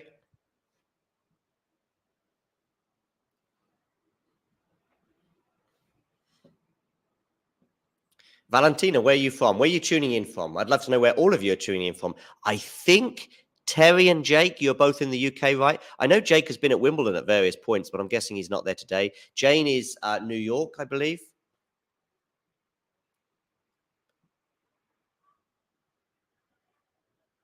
Well, my stream has frozen at the most inopportune moment. It's 15-all, by the way, on the Madison Keys serve.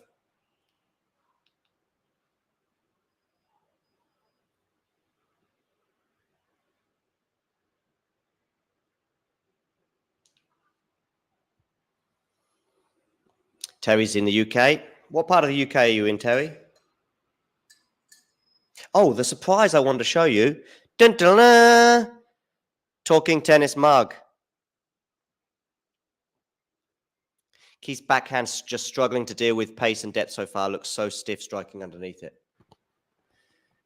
Yeah. I know that some people suggested that in that US Open final that she was a bit anxious as well. Got a couple of break points now for Sabalenka to really take a firm grip on this semi-final, and certainly in the first set. Jane's in Brooklyn. I said New York. I guess that's okay. Due to rights restrictions, Valentina, we're not allowed to show you the match, but we can talk you through it. That's as best as we can do. I would love to get the rights to maybe a challenger, maybe some doubles or something. And it's something I would love to bring to you guys one day, but I think Grand Slam finals or quarterfinals or Grand Slam tennis may always elude the channel in that respect. But we still bring you closer to the action, as close as we possibly can. 30-40, Madison Keys, second serve. You think it's going to be 6-1? Yeah, may well be. Backhand return from Sabalenka is short, but it was difficult. It bounced low, and Sabalenka has the double break. Double break, Aryna Sabalenka.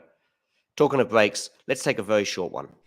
Thanks for tuning into this watch along. While there's a break in play, here's a reminder to hit the like button, subscribe, and click that notification bell. Your support helps to keep the channel going. While we're here, you can now become a member to enjoy perks, including badges for the live chat, but also bonus material such as interviews with top players from both ATP and WTA tours. The membership link is pinned in the live chat.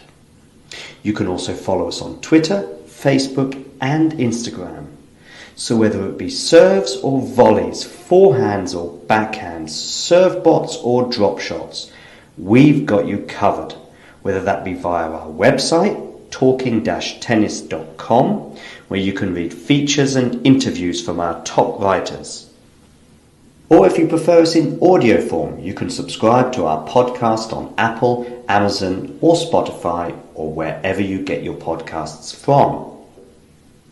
Remember, we offer you wall-to-wall coverage via our regular watch-alongs, magazine shows such as Nick's WTA Weekly or Damien and Mario's ATP version. Plus, we deliver top content from people on the ground, actually at the tournaments, so you get even nearer to the action. So, what are you waiting for? Hit that subscribe button so you don't miss out on all things tennis. Just seeing some doubles action. It looks like the first set has come to an end, including Jamie Murray there.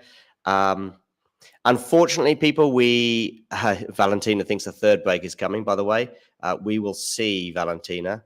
The live match has already started for those of you asking on Facebook, but sadly, due to rights restrictions, we are not able to bring it. But the best I can do to you is give you live commentary. But it's fairly comfortable so far for Sabalenka. Let's say that. I see Rybakina as well taking a sip of water as she prepares to enter the court. Rybakina, of course, coming up against Jabeur in a repeat of last year's final. Will we get a repeat result in that match as well with Sabalenka? With Jabeur and Rybakina? Of course, last year, Jabeur won that first set. I wonder if those memories and that scar tissue will be at the forefront of her mind today. Anyway, let's just look back on that final. And Rybakina and Jabeur. Yeah, Jabeur won the first set. I thought Jabeur would win that final, I have to say. But it's little doubt that these two players, very different in style and yet both sublime on the grass courts of SW19. Jabeur there, that was a hard defeat for her, just seeing her talk.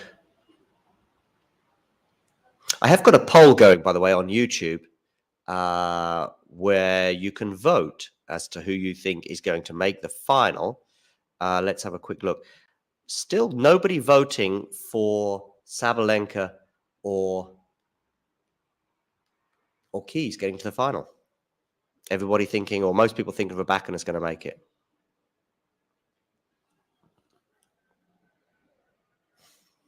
(40-15), by the way, to Sabalenka. So she has 2 game points now.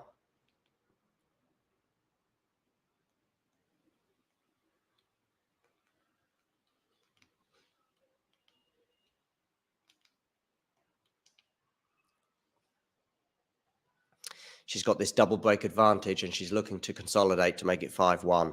40-30 now.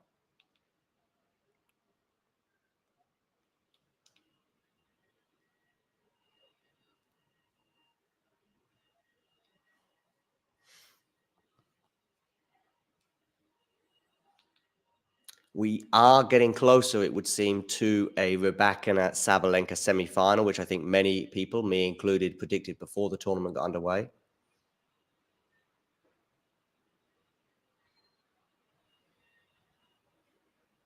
Of course, Rybakina coming through in the previous round after Haddad Meyer pulled up lame, unfortunately, with an injury.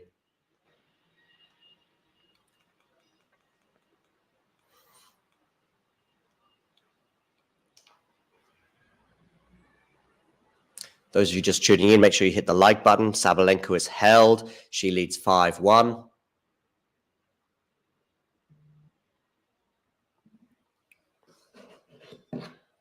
Damien and Vanch, by the way, will be... Damien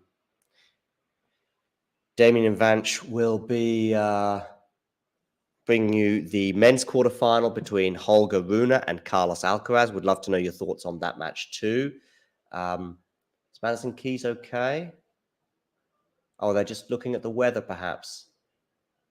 It's just a few drops of rain. The umpire is just feeling the grass and talking to both players. Looks like they are going to proceed. Although Madison Keys seems to be a bit concerned with the dampness of the court. Maybe Sabalenka is happy to continue. You may be right, Terry. I certainly think Madison Keys would like to have a break. I think there's been a few drops of rain and a suggestion that they may close the roof. I think Madison Keys would like to close the roof, if only for the fact that she's 5-1 down, but perhaps she feels as though she would have a better chance of returning Sabalenka's powerful serve off a completely bone-dry court. Mind you, that serve may gain added gusto with the roof closed even, but there we go. You say a breadstick incoming, perhaps dished out by Sabalenka, Sabalenka's bakery. Interestingly, of course, the word Aryna in Spanish means flour. And what do you need to make a breadstick? You do the maths.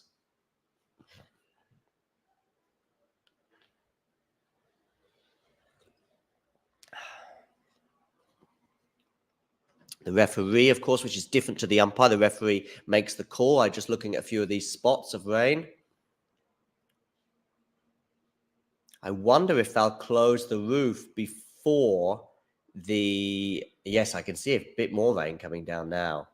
It does look like they are going to close the roof. So there will be probably a good 10 minutes before they resume play. And I would imagine that the Jabeur match will be under the roof probably. Certainly looks like a lengthy pause anyway. The referee's deciding maybe they have got wind of, excuse the pun, perhaps the fact that this is really just going to be a few spots and nothing more. Of course, in Formula One, they have the technology available to find out when it's going to be raining at the exact time and for exactly how long, like that. Now, I'm sure it's not cheap, that technology to acquire, but they can be pretty precise.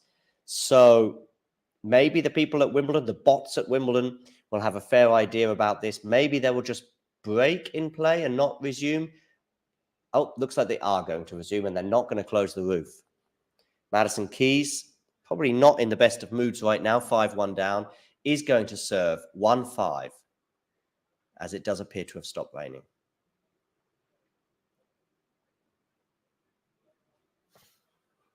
Okay, Keys to serve. Forehand return from Sabalenka goes long, and it's 15-love.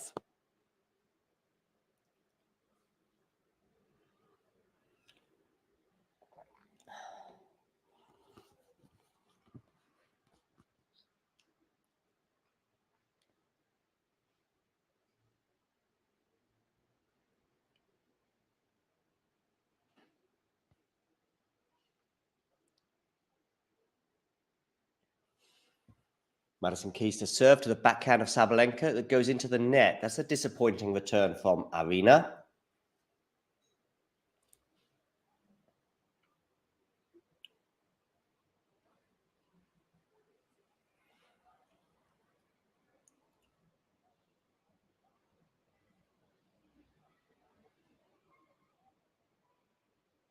Now the serve goes to the forehand of Aryna Sabalenka, and she's gone long. Some wayward returns here from Aryna, and looks like Keys is going to hold. She has 3 game points.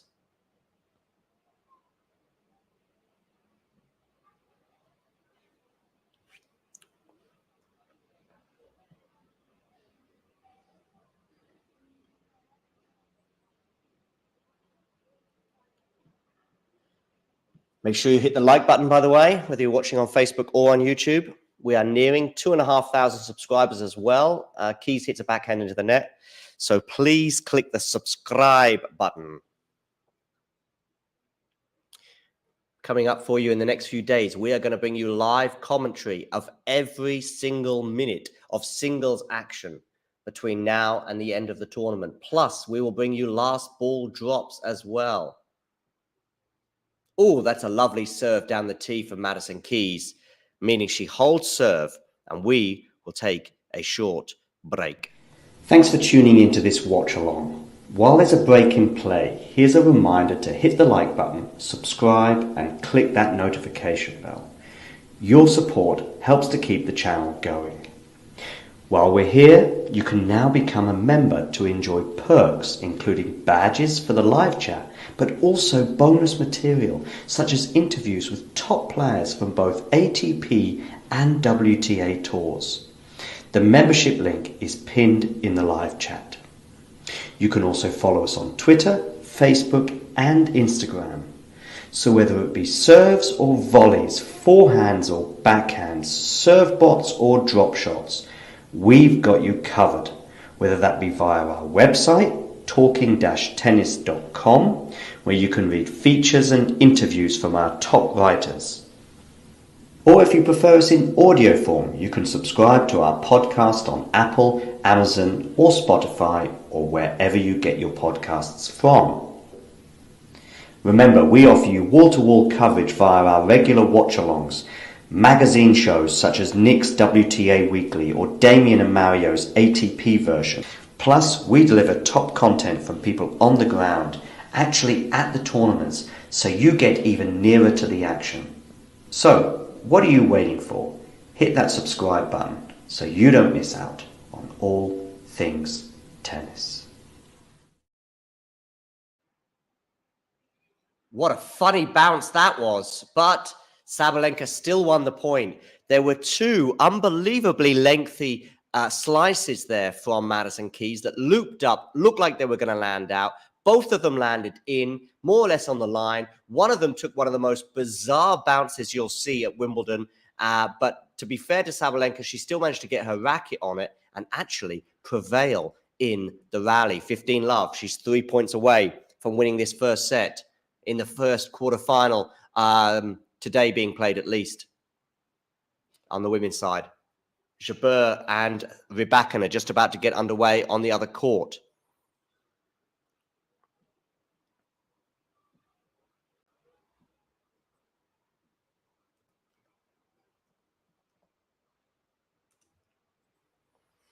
In fact, they have got underway. Rybakina is serving and she's 40 love up. Oh, that was an easy chance for a 1-2 there for Sabalenka, but she puts it into the net, 30-15.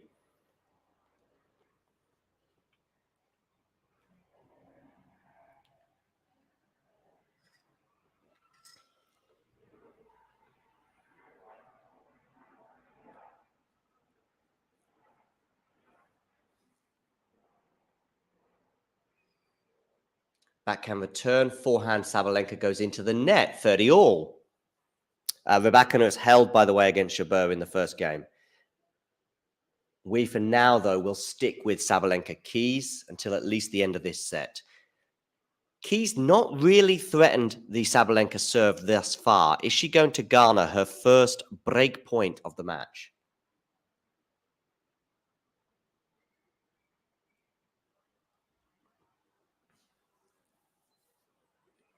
11 of you tuning in right now, make sure you hit the like button and subscribe to the channel if you haven't done so already. Aryna Sabalenka, where are you going with this serve? It's a second serve for Keys to look at. Lucky, lucky, lucky there. Clipped the net and landed in. If it had not landed in, we would have had the first break point of the match for Madison Keys.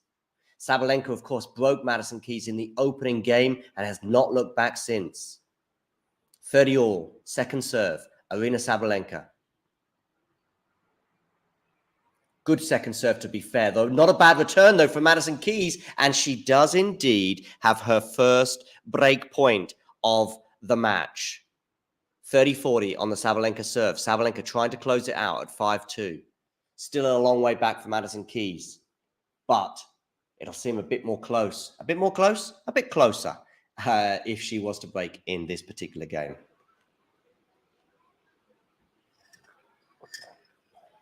Goes down the tee, forehand return from Madison. Forehand from Sabalenka. Nice forehand, Sabalenka. Deuce.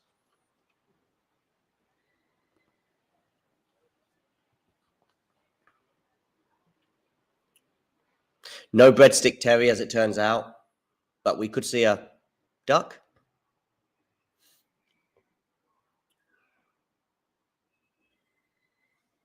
Goes down the tee with that serve. And the return is long from Madison Keys. So we have our first set point for Aryna Sabalenka.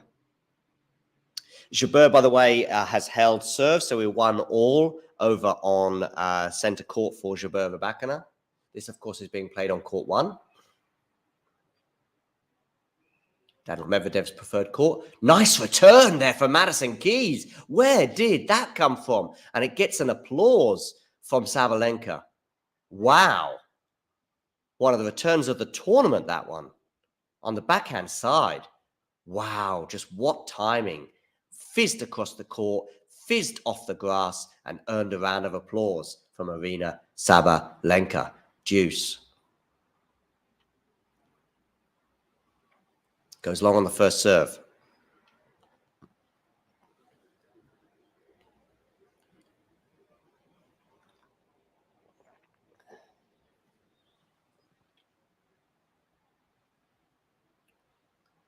Forehand return there for Madison Keys. This time, Aryna avoiding the backhand. Oh, what a lovely backhand that is from Sabalenka.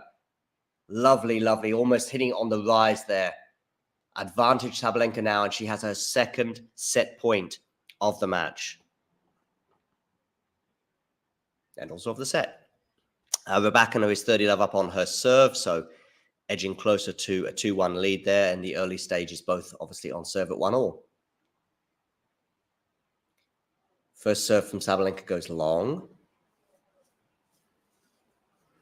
Remember this first game of the match, it felt pivotal, certainly regarding the first set. It was 6 minutes long, few deuces, few break points, and eventually Sabalenka won that game and has gone on since. She's got a set point here on the backhand side. They're into the rally right now. What a backhand winner that is from Madison Keys. We're back at deuce. Keeping her opponent honest, making her work for it. Deuce.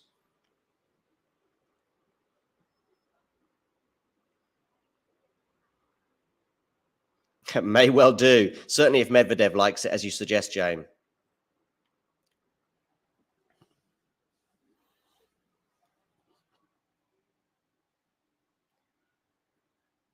Backhand slice return, that one from Madison Keys. Now we're on the forehand to the forehand. They're exchanging forehands right now. Forehand slice there from Sabalenka. Maybe it deceived Madison Keys. She puts her backhand into the net. Third set point for Aryna Sabalenka.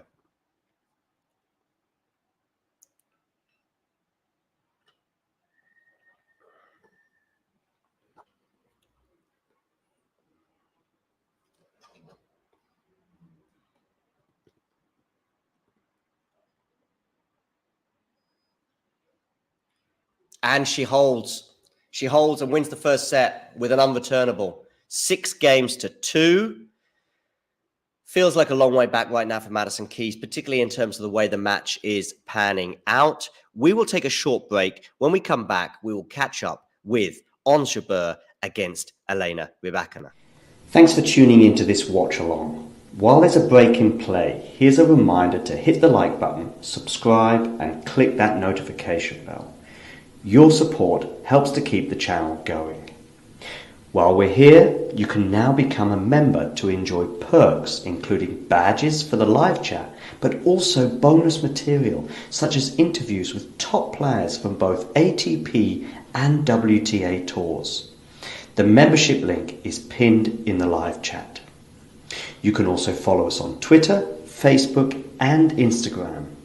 So whether it be serves or volleys, forehands or backhands, serve bots or drop shots, we've got you covered. Whether that be via our website, talking-tennis.com, where you can read features and interviews from our top writers.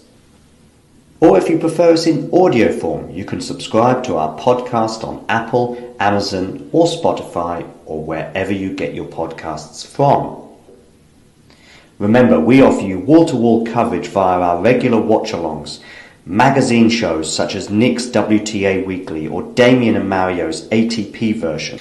Plus, we deliver top content from people on the ground, actually at the tournaments, so you get even nearer to the action. So, what are you waiting for? Hit that subscribe button so you don't miss out on all things tennis. And over on centre court, we have Ons Jabeur 1-2. They are on serve, albeit that Jabeur is at love 15. Terry, they're suggesting too easy. I know what you mean, but I think that's just Sabalenka's peak level on arguably her best surface. And by the way, Jabeur is at love 30 on her serve. How do we see Alcaraz-Rune going, by the way, later today? And also Medvedev against Eubanks. We'll bring you both of those matches. And tomorrow, of course, we'll have both of the semi-finals. Nick and James, aka Tennis Ranter, they will be bringing you those two women's semi-finals tomorrow. We will have both men's semi-finals on Friday and the singles finals on Saturday and Sunday too.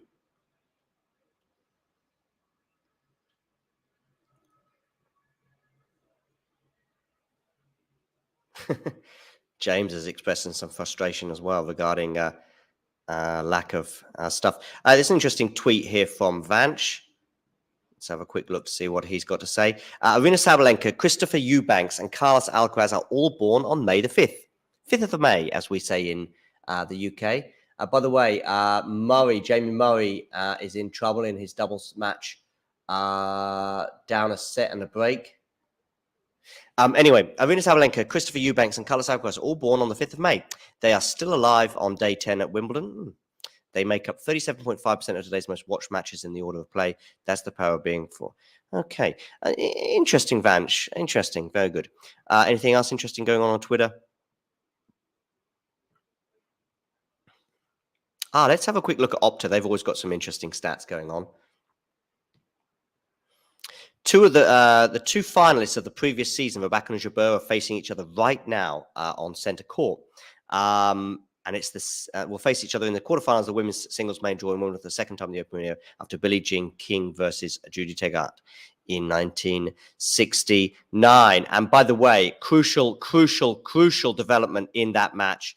Rybakina has broken the Jabeur serve. That is the problem between these two, in that I think compared to where they were a year ago, I do think Rybakina's serve is much tougher to break than Jabeur's. Perhaps that was the case a year ago. I, by the way, as an observer, just wasn't aware of it. I just thought that Jabeur would have too much for Rybakina on the day, but as it turned out, it was too good. Mind you, we've got love 30 on the Rybakina serve. Jabeur looking to strike back, Star Wars-esque.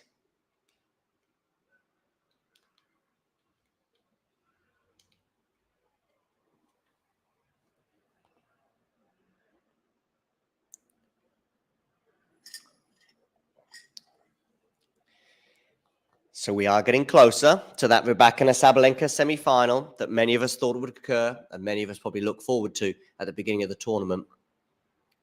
I just think it's a pity it wasn't the final. But we've got 3 break points here for Jabeur, trying to make me eat my words. Are we going to get 2 straight sets? Oh, I'm looking at Andrei Rublev there from after his match yesterday. I'm probably thinking, what can you do? What can you do against Novak Djokovic on centre court? Of course, he's not lost on centre court for 10 years. Not lost at Wimbledon since 2017, and that was a retirement against Berdych.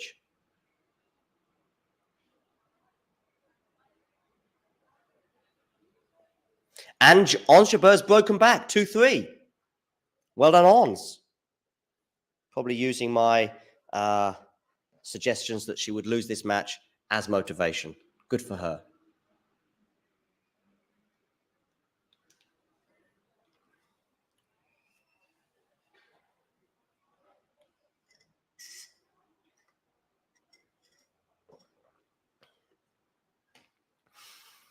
We, by the way, will take a short break while Jabeur and Rybakina have a sit down.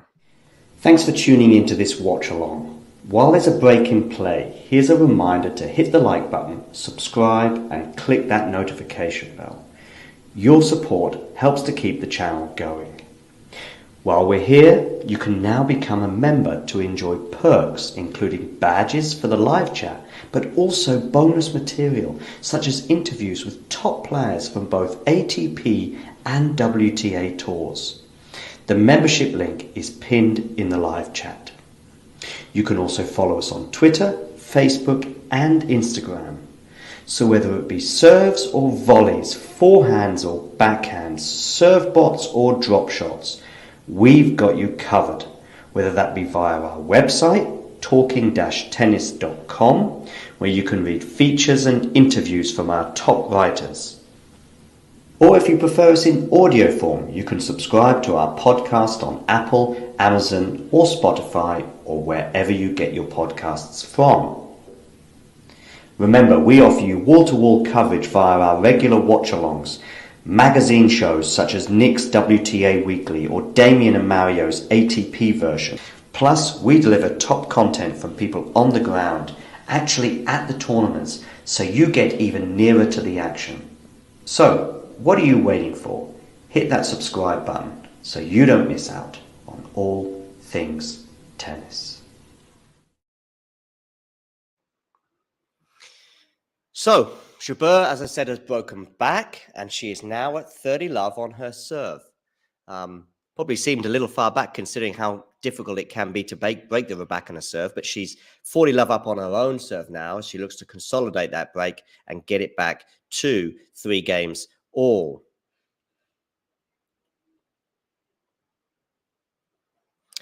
Cinco de Mayo is a very important holiday in Mexico, which, as we all know, is about the 5 jars of mayonnaise the wise men left. Okay. Yeah, sorry, this wasn't too Jane there talking about room temperature mayo. Indeed.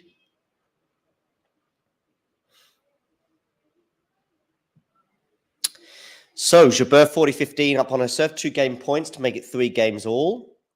Good fight back there for Ons. Rybakina and Sabalenka and Madison Keys are into a second set. Sabalenka obviously having won the first set. And they are one game all in that second set, so they are on serve with Madison Keys serving. Share the scoreboard with you, although it is love 15 right now on the Madison Keys serve.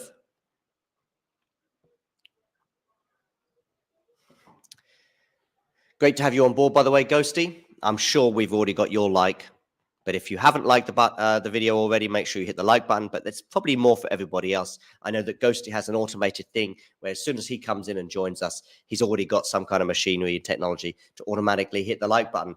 Jamie Murray and Michael Venus on the verge of going out. Their opponents are serving for the match in their doubles encounter.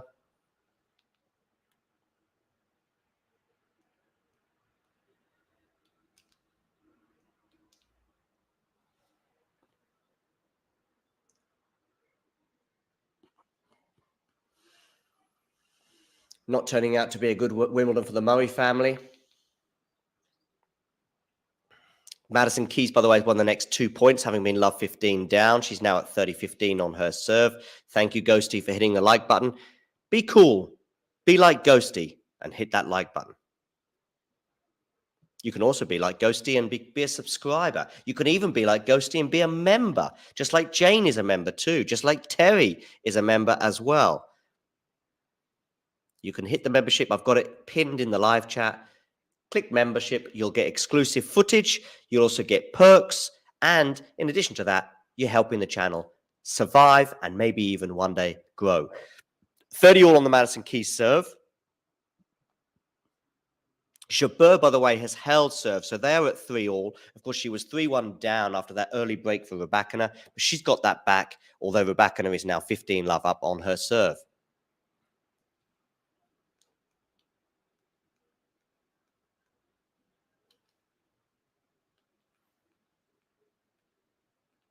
Do you have a favorite football team, Ghosty? Either in soccer terms or in American football? I'd love to know. Jane will go back to lurking in the background. We appreciate lurkers too, Janie. Don't worry. Next week, on Monday, we will have an ATP review of Wimbledon. Also on Monday, we will have a WTA review of Wimbledon. Also next week, I think on Wednesday, we will do a doubles review of the Wimbledon tournament. And on Tuesday, we will do a wheelchair review of the tournament. So a look back on Wimbledon very much coming. I'll also be talking to David Samuel in the next day or two about Liam Brody's run to the third round at Wimbledon, including that memorable 5-set win over Casper Ruud. But also a little bit look forward to Liam's upcoming tournament in Newport. Pretty much the sort of end of the grass court season as he looks to gain some points and hopefully get a main draw entry to the US Open. For those looking towards a main draw entry to the US Open, normally it's top 100 you need to get that. So Brody looking to get some points. I think he got to the second round last year. He's got an automatic entry there, so that helps a bit rather than having to qualify as he did last year. So if he has a good one in Newport, that will help gain those points and therefore help him get a top 100 position and therefore automatic entry into the first round in New York rather than having to qualify. Ghosty says not Newcastle in the EPL. Okay. Yeah, I'm not sure how you feel about the ownership there. But anyway, Portland Timbers and New Mexico United in the American soccer for 3 American football and 1. The Chiefs. Okay. That is Baltimore, is it? I don't know. Baltimore Chiefs. We've got game point, by the way, for Madison Keys. She's got an advantage there. So let's share that for you. Is it the Baltimore Chiefs? Kansas City Chiefs. Kansas City Chiefs. Back at juice, by the way, between Keys and Rybakina.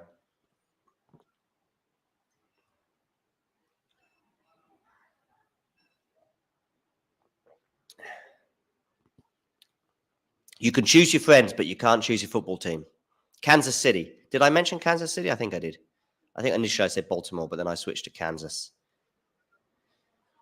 What do I know about Kansas? Not very much. Wizard of Oz? I think that's right. Game point, by the way, Madison Keys. She wants to become the Wizard of Wimbledon. Jake there saying, come on, Elena. Oh, you're supporting Elena Rybakina. Honestly, I prefer when I don't have a vested interest in either player, which of course sometimes I do, but generally I don't. I just lean to the player that hasn't won a Grand Slam. So in this sense, it would be Madison Keys and Ons Jabeur. Jabeur, by the way, 30 love up on her serve. Madison Keys really struggling to hold serve here. And she has done, though, 2-1. Let's switch then to Ons Jabeur against Elena Rybakina. It is 40 love now on the Jabeur serve. So she has very much settled into this match after going down an early break.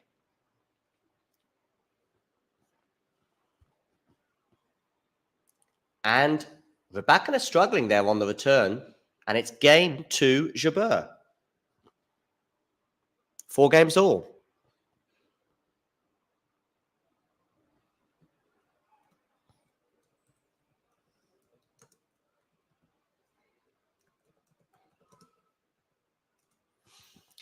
Rybakina to serve, 4 games all.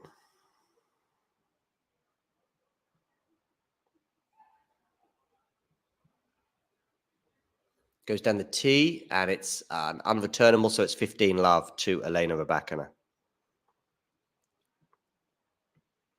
There we go, both scores on the screen for you. Might have another cup of tea in a minute.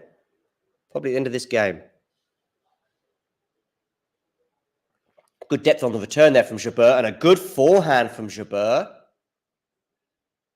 15 all. Clenched fist from the Tunisian.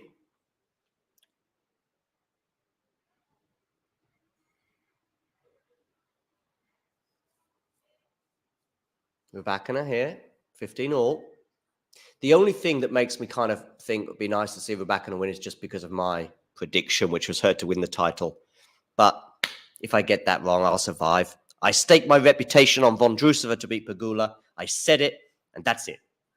You know, okay, I went for Alcaraz and Rybakina to win the 2 respective singles titles, but sometimes you get those right, sometimes you get it wrong.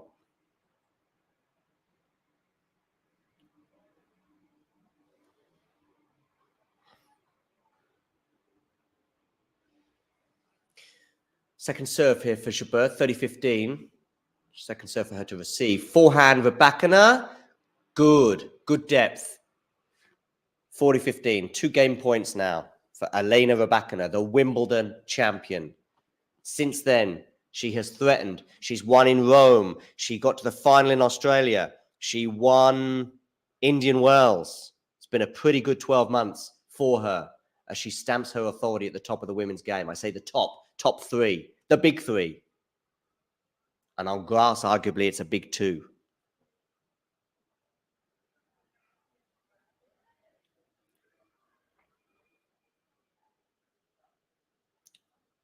Slice forehand there from Rybakina. Backhand, just wide, I think that was from Jabeur. And it's a hold for Elena Rybakina.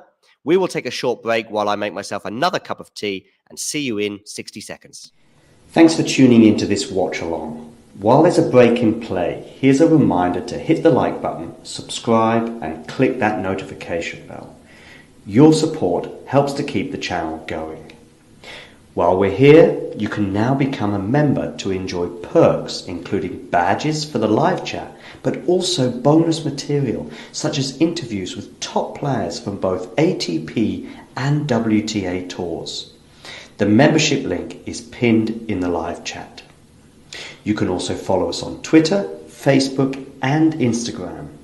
So whether it be serves or volleys, forehands or backhands, serve bots or drop shots, we've got you covered, whether that be via our website, talking-tennis.com, where you can read features and interviews from our top writers. Or if you prefer us in audio form, you can subscribe to our podcast on Apple, Amazon or Spotify or wherever you get your podcasts from. Remember, we offer you wall-to-wall coverage via our regular watch-alongs, magazine shows such as Nick's WTA Weekly or Damien and Mario's ATP version. Plus, we deliver top content from people on the ground, actually at the tournaments, so you get even nearer to the action. So, what are you waiting for? Hit that subscribe button so you don't miss out on all things tennis. On Jabeur, serving and volleying, or volleying at the net there anyway, 15 love. Over on the other court, we're still on serve at 2-all on court number 1 between Madison Keys and Aryna Sabalenka.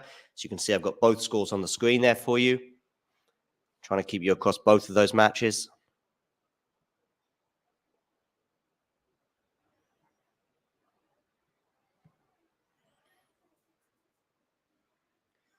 Jabeur 30 love up on her serve. Where are you going to go with this one? Ons. 30 love.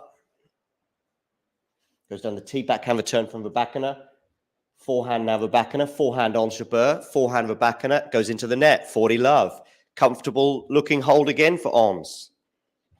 Rybakina not really having a look in on the Ons serve now. Compared to the beginning of the set, of course, when she broke.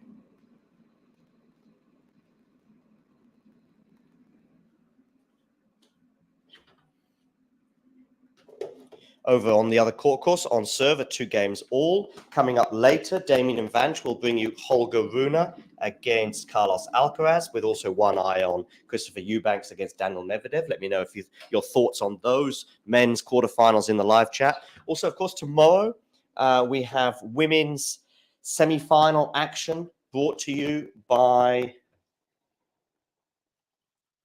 Vanch and Damien. Mainly looking at Holger Rune and his blockbuster clash with Carlos Alcaraz. But as I say, also with one eye on Daniel Medvedev against Christopher Eubanks.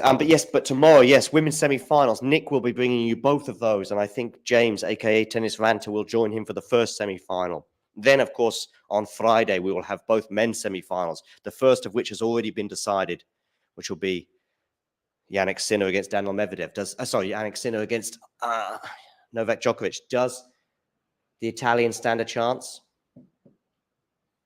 Okay, 5-all here. Rybakina, good backhand there. Is the defense good from Jabeur? It is. The defense from Jabeur, very good indeed. And it helps her win the point. Love 15 to the delight of her team. 2 game points for Madison Keys over on court number 1 at 40-15.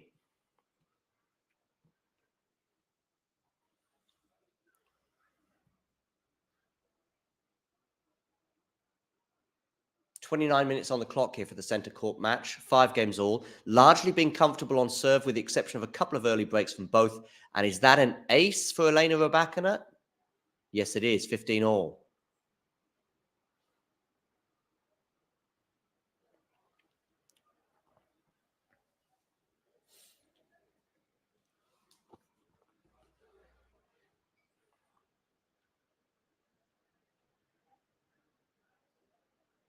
Forehand slice return there from Jabeur. Forehand. Oh, what a good forehand passing shot. That came from nowhere.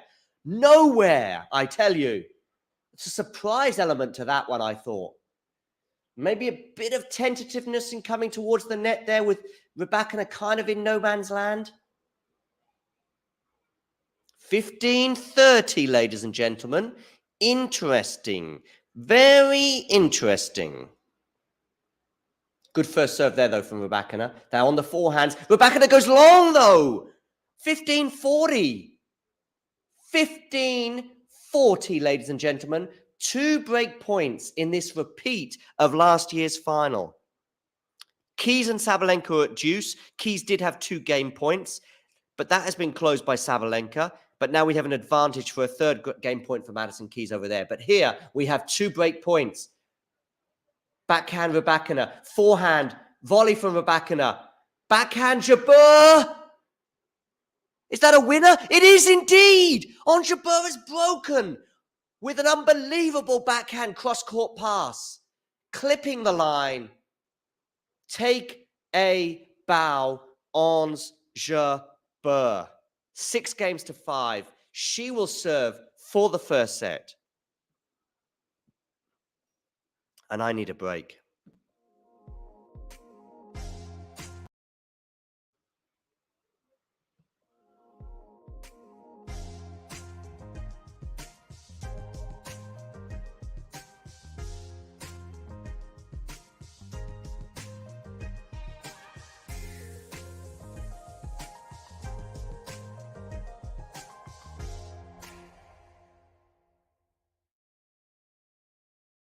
Wow. Wow. So, on Jabeur has broken. Ghosty there suggesting that Jabeur very focused. Yeah, some soccer chat going off in the chat, which is fine. Madison Keys has held. So Sabalenka is serving 2-3 there, but obviously with a one-set advantage. And as I was looking towards at 3-1, I was thinking already about a Rybakina Sabalenka semi-final. But now, maybe Jabeur is going to... Well, she's serving for the first set anyway.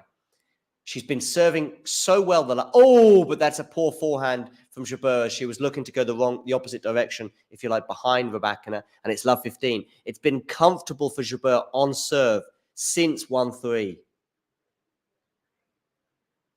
Down the tee. It's a good first serve. It's a difficult volley, a forehand for her, but she's pulled it off, and it's 15-all. 15-all. You don't need to apologize, Ghosty. You can talk about anything. I don't mind. Oh, the serve goes long.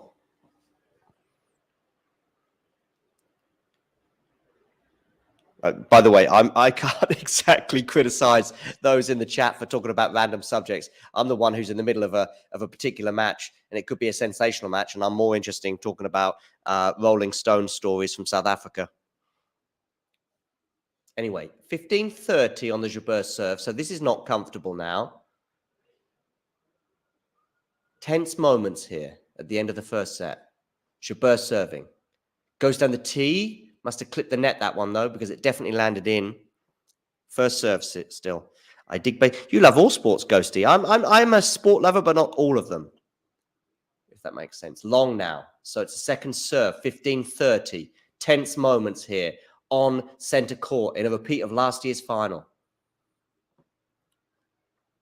Backhand return is good from Rybakina. Backhand, forehand, Jabeur. Backhand, Rybakina. Backhand, Jabeur. Forehand now to forehand, going down the middle of the court, but actually that's into the net from Ons.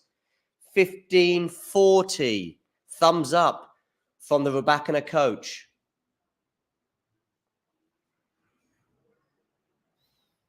Yes, it was a good story. Yeah, I hope it was a good story. I've got a few other stories as well, Ghosty, but sadly I won't ever be able to share them on here.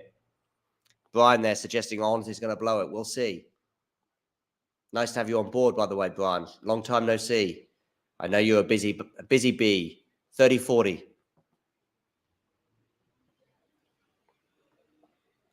Brian, I don't know if you've done so already, but hit the like button. Yes, you have. You've done it already, I can see. Thanks, Brian.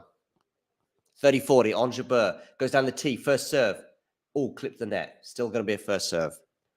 I know, busy bee, Brian. Been a busy bee, I understand. People have lives to lead. It's only me who doesn't. 30-40.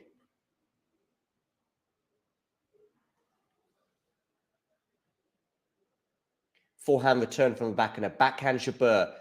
Forehand Rybakina is good. Jabeur now in a spot of bother, I would argue. Actually, it's neutralized now, the rally. They're exchanging forehands. Forehand Rybakina. Backhand Jabeur.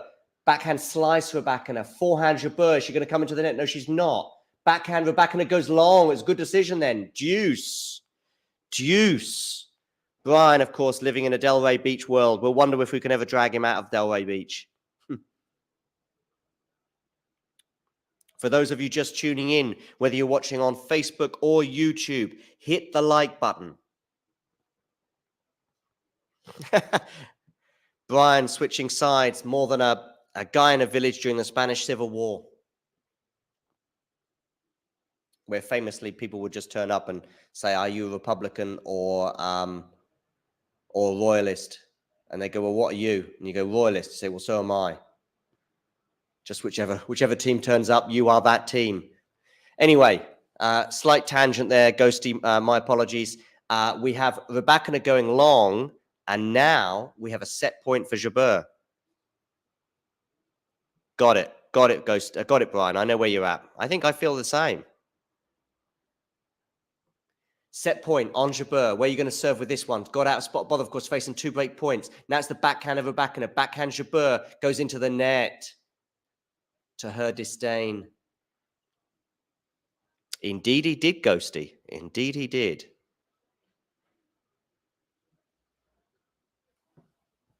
Had an issue, of course, because he was tall, which was always quite difficult for him because he had to cramp down when he was in the trenches. Okay, forehand return from Rybakina. Backhand to backhand. Goes into the net, this time from Jabeur. It's break point, Elena Rybakina. Her third break point of the game. Jabeur does this. They're responding to some of Ghosty's questions from a while back, it looks like. Jake, of course, is a fellow Man United fan. Pumped for the new season. Mason Mount and all that. Jabeur goes into the net on the first serve. This last game has been a case of backhands breaking down from both players. Forehand goes down, down the tee. Backhand from Jabeur. Forehand Rybakina. Forehand Jabeur. Backhand Rybakina cross court. Jabeur in big trouble and Rybakina breaks. We're at 6-all. Tie break time.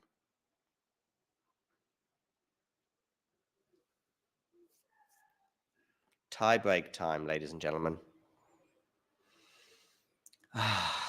Jabeur serving for it. She had a set point, but was struggling a bit on the backhand side. Rybakina was struggling on the backhand side as well with a few backhands that went long, but in the end, it was just a case of who could find their backhand the most. And in the end, Rybakina prevailed in that game. Will she prevail in the tiebreak? Goes down the tee. Backhand return from Jabeur goes into the net. It's 1-love. Now, Rybakina in the ascendancy. Sorry, Brian. I see you're switching matches there. So Keys and Sabalenka are deuce. Good, Brian. You are my eyes and ears for that match because I'm in the tiebreak with Jabeur and Rybakina. Pleased that you're tuning in for that. By the way, Brian, if you want to join me for 5 or 10 minutes, you're welcome. Especially if we've got 2 matches going on at the same time. But I understand if you just want to wait in the wings. Good forehand winner there from Jabeur, 1-all. If you're more than happy just to post updates, that's also equally good in the chat, especially if you're watching Madison Keys against Sabalenka, because I'm dialed in for this tiebreak. Is on Jabeur dialed in as well? 1 point all. Goes down the tee, but it's gone wide on that first serve. It was close, but no cigar. 1 point all. Backhand return from Rybakina. Backhand to backhand now. Forehand Rybakina. Forehand Jabeur, finally. She's on that forehand side. She's going to remain on the forehand side. She's gone with a slice and it's gone long. Good attacking play there from Rybakina in the end. Jabeur's annoyed. Great, Brian. You keep giving me updates on Saba. Now I can see they're at deuce.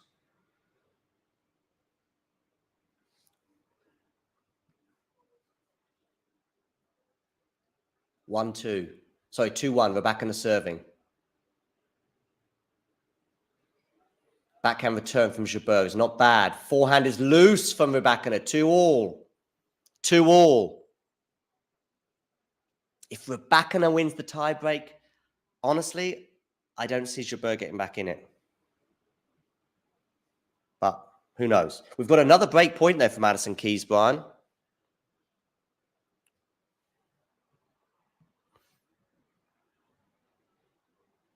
Good serve there from Rybakina. That's the thing. She can always get out of trouble with a big serve like she did there. Ace. 2-3.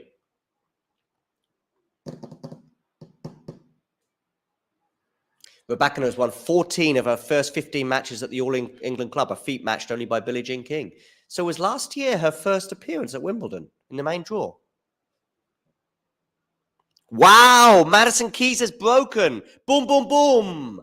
3-all, by the way, here on centre court. Jabeur has won that last point with an unreturnable. 3 points all in the tiebreak here. And Madison Keys has broken Aryna Sabalenka. So she leads 4-2 now and serving. Boom, boom, boom, Madison. The way that first set went, I didn't see that coming. It was a fairly dominant first set from Sabalenka, who I think faced just one break point throughout.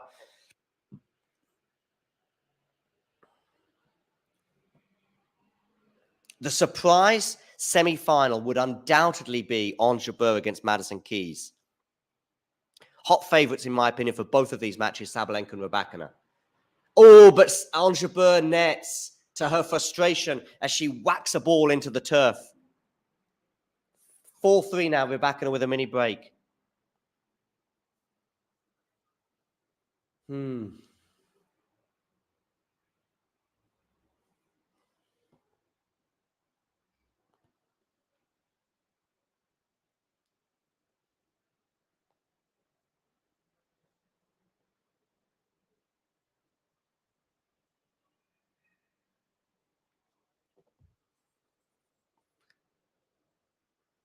Okay. Oh, Jabeur nets again with a forehand this time. Some unforced errors now coming off the racket of Ons. 5-3.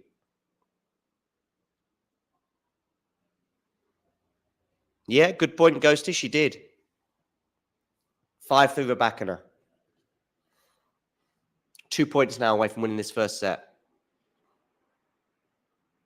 Good forehand return. It was a defensive return there, but smash here for Rybakina. As she takes a swing volley at it, 6-3.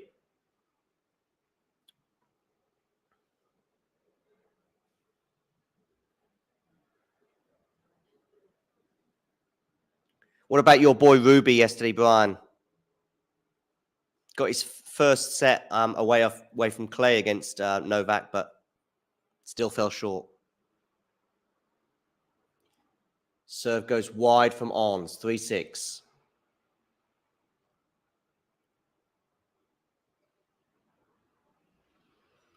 Backhand return, forehand Ons. That's a good forehand from Ons, forcing the error, 4-6. What about Christopher Eubanks? Sorry, Brian. What's your thoughts on his tournament? It almost feels like you're here, Brian. It's great.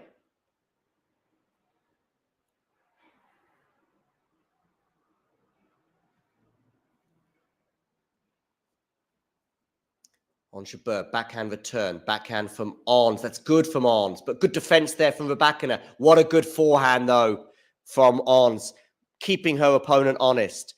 Rybakina with her third set point now at 6-5. This time, though, it's on her serve. 6-5, Rybakina. I think you're right, Brian. I think you're right.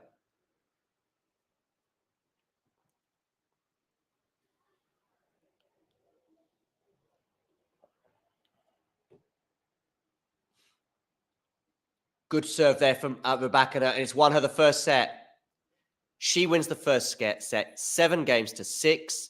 The Wimbledon champion, 1 set to love up. Sabalenka, what has happened, Brian? What has happened with Aryna Sabalenka and Madison Keys?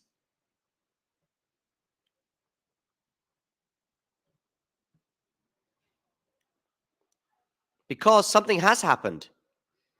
Oh, dear. She was leading 40 love, was she, Brian? I didn't see that because I had all my eyes on the tiebreak. My goodness me. A bit like last year. This sentence, by the way, Ghosty, you could have posted a year ago during the final. A bunch of unforced errors, a variety of unforced errors, Brian suggesting in that match.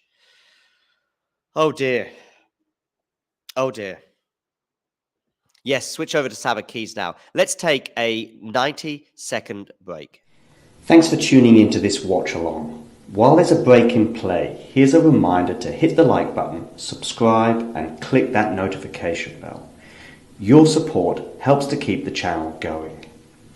While we're here, you can now become a member to enjoy perks, including badges for the live chat, but also bonus material, such as interviews with top players from both ATP and WTA tours. The membership link is pinned in the live chat. You can also follow us on Twitter, Facebook, and Instagram. So whether it be serves or volleys, forehands or backhands, serve bots or drop shots, we've got you covered, whether that be via our website, talking-tennis.com, where you can read features and interviews from our top writers. Or if you prefer us in audio form, you can subscribe to our podcast on Apple, Amazon, or Spotify, or wherever you get your podcasts from. Remember, we offer you wall-to-wall coverage via our regular watch-alongs, magazine shows such as Nick's WTA Weekly or Damien and Mario's ATP version. Plus, we deliver top content from people on the ground, actually at the tournaments, so you get even nearer to the action. So, what are you waiting for? Hit that subscribe button so you don't miss out on all things tennis. Thanks for tuning into this watch-along. While there's a break in play, here's a reminder to hit the like button, subscribe and click that notification bell. Your support helps to keep the channel going. While we're here, you can now become a member to enjoy perks including badges for the live chat, but also bonus material such as interviews with top players from both ATP and WTA tours. The membership link is pinned in the live chat. You can also follow us on Twitter, Facebook and Instagram. So whether it be serves or volleys, forehands or backhands, serve bots or drop shots, we've got you covered. Whether that be via our website, talking-tennis.com, where you can read features and interviews from our top writers. Or if you prefer us in audio form, you can subscribe to our podcast on Apple, Amazon or Spotify or wherever you get your podcasts from. Remember, we offer you wall-to-wall coverage via our regular watch-alongs, magazine shows such as Nick's WTA Weekly or Damien and Mario's ATP version. Plus, we deliver top content from people on the ground, actually at the tournaments, so you get even nearer to the action. So, what are you waiting for? Hit that subscribe button so you don't miss out on all things tennis. Thanks for tuning into this watch-along. While there's a break in play, here's a reminder to hit the like button, subscribe and click that notification bell. Your support helps to keep the channel going. While we're here, you can now become a member to enjoy perks including badges for the live chat, but also bonus material such as interviews with top players from both ATP and... And I am back with Madison Keys, Aryna Sabalenka. Keys on the forehand into the net. Love 30 now on the Madison Keys serve. Interesting times. Is that 11 points in a row, is it, Brian? Wow, that's huge.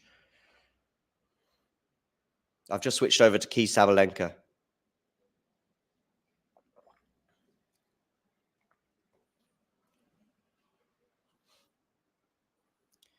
Who are playing, of course, on court number 1. On center court, we have Jabeur against Rybakina, and Jabeur is threatening to break.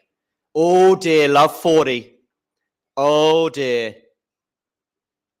Oh, dear. Oh, dear. Love 40 now.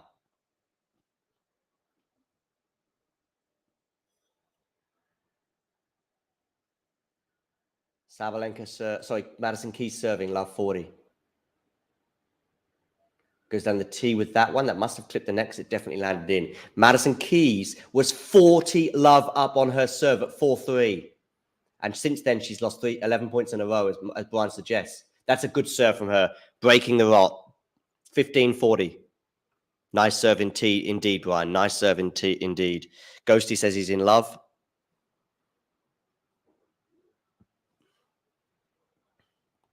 Ghosty, did you hear me talking to Aryna on a few occasions this summer in various press conferences? Oh, that volley for Madison Keys! Oh, my goodness me.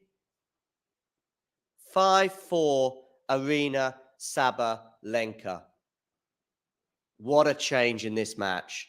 Keys was playing so well, according to Brian, in this set.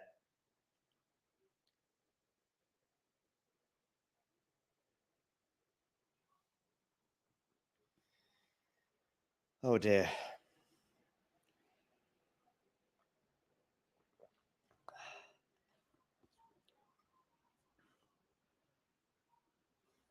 Deary me. Okay, listen. Sabalenka's going to serve for the match. They're having a changeover. Jabeur, by the way, has 2 break points on Elena Rybakina.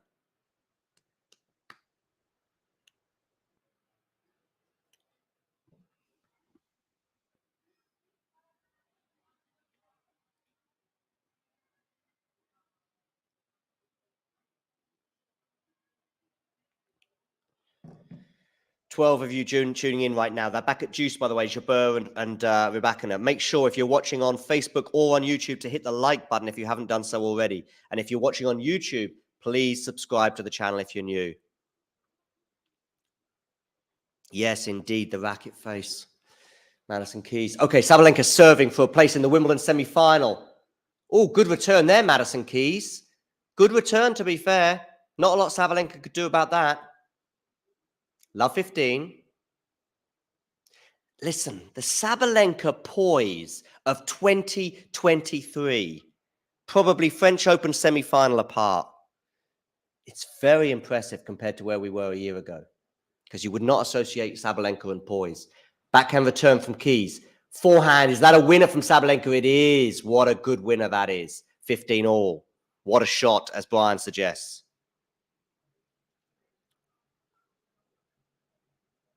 Goes to, yeah, in Madrid a couple of times, but also in Berlin. We had a brief chat in Berlin.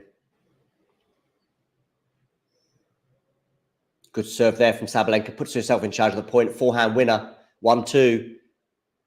30-15. Sabalenka on fire. Inside out beauty, as you say, Brian. Brian, by the way, very handy tennis player.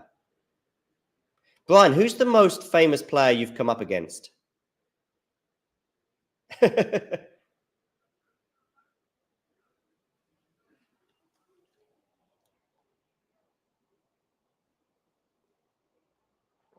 Okay. 30-15, Aryna Sabalenka. You've played Andy Roddick? Backhand, forehand. Good depth there from Madison Keys. Backhand, Madison Keys. Good depth there from both players, to be fair, making it difficult for one another. Backhand, Sabalenka goes into the net. To be fair, that was Madison Keys taking a slight risk by pushing the ball out a bit wider, making Sabalenka move. 30 all. Oh, nice, Brian. I mean, it looks like you had a match with, or at least you played. Did you have a hit with Serena? Did you have a hit with Roddick? Or did you play one or both? Might start calling you friend of the show, Brian. Anyway, 30 all in big moments here. Aryna Sabalenka, 2 points away from victory. Is that serve landed in? Indeed it has. We now have match point. Aryna Sabalenka.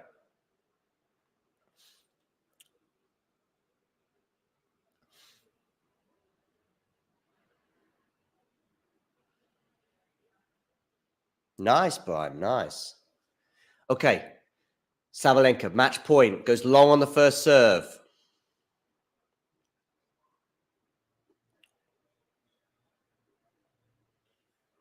Where are you going with this one, Aryna?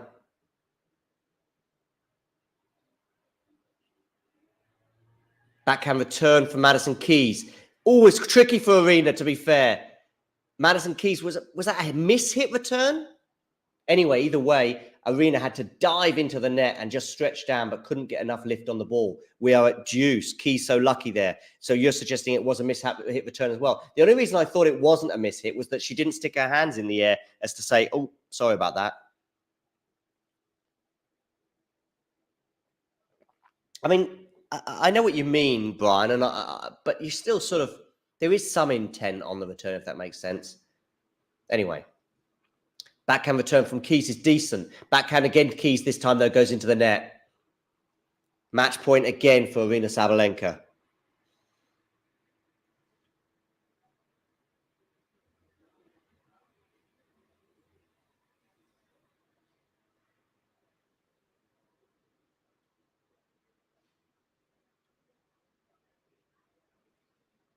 Yeah, miss hit. It was more of a miss hit, it's true.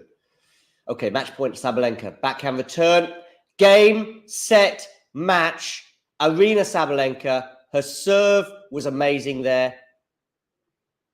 Keys couldn't do much about it, but what she could have done was something about the fact that she was 4-3 up with a break and 40 love before an 11-point in a row streak from Aryna Sabalenka twisted and turned and flipped this match. So Sabalenka is into her second Wimbledon semi-final, second in a row, I would argue, bearing in mind she wasn't allowed to compete last year. She applauds Madison Keys off court. Aryna Sabalenka is through. Jabeur and Rybakina are in 2-1 on serve over on centre court. Jabeur was threatening to break Rybakina, but didn't quite manage to do so. So they are still on serve there. Yeah, no worries, Brian. Thanks for joining us. Thanks for your comments as well, and even commentary, particularly as I wasn't able to keep an eye on both matches at the same time. So, Aryna Sabalenka awaits the winner of Ons Jabeur, Elena Rybakina.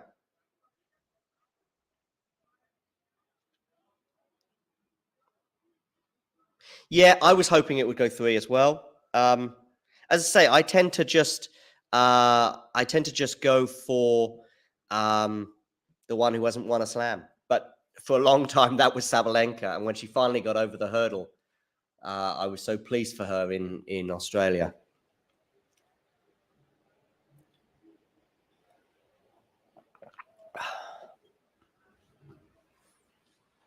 Just remember that we will be bringing you Holger Rune against Daniel Medvedev. No. Oh, dearie me, Johnny boy, get this together. Holger Rune's not playing Daniel Medvedev. He might be playing him in a couple of days. But no, they play each other in Rome. But today, we have Holger Rune against Carlos Alcaraz being brought to you by the tennis brain in a jar that is Damien with Vanch. What's Vanch? I know Ghosty says that Damien is Dr. Horror. What would Vanch be? The California Maestro? I don't know. I'll have to think about it. I can't be spontaneous in that respect. I mean, they're kind of two tennis brains in a way. Ghosty, she could. Yeah. It's 50-50. I mean, obviously, Rybakina's got to get through her semi-final, her quarterfinal right now. But it's 50-50. Listen, we're going to take a short break, and then I'll be back with you to take over Jabeur Rybakina. Thanks for tuning into this watch along. While there's a break in play, here's a reminder to hit the like button, subscribe, and click that notification bell. Your support helps to keep the channel going. While we're here, you can now become a member to enjoy perks, including badges for the live chat, but also bonus material such as interviews with top players from both ATP and WTA tours. The membership link is pinned in the live chat. You can also follow us on Twitter, Facebook and Instagram. So whether it be serves or volleys, forehands or backhands, serve bots or drop shots, we've got you covered, whether that be via our website, talking-tennis.com, where you can read features and interviews from our top writers. Or if you prefer us in audio form, you can subscribe to our podcast on Apple, Amazon or Spotify or wherever you get your podcasts from. Remember, we offer you wall-to-wall coverage via our regular watchalongs, magazine shows such as Nick's WTA Weekly or Damien and Mario's ATP version. Plus, we deliver top content from people on the ground, actually at the tournaments, so you get even nearer to the action. So, what are you waiting for? Hit that subscribe button so you don't miss out on all things tennis.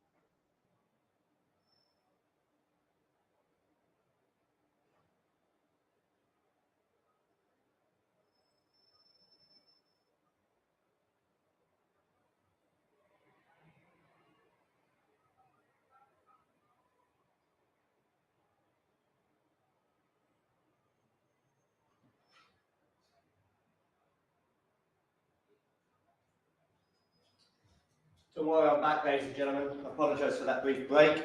Sabalenka now talking on court after her win, and she's in the semi-finals. Let's hear what she's got to say.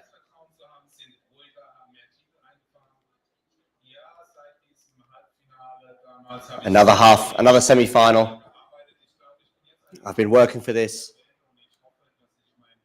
and I hope that I can just bring my best to that semi-final, which will be against, of course, Elena, Rybakina, or Ons Jabeur, who are locked in this second set here. But actually, Jabeur is facing 2 break points against Elena Rybakina. Crucial moments in that match too right now. Today, Sabalenka over Keys, just too good. Just too good.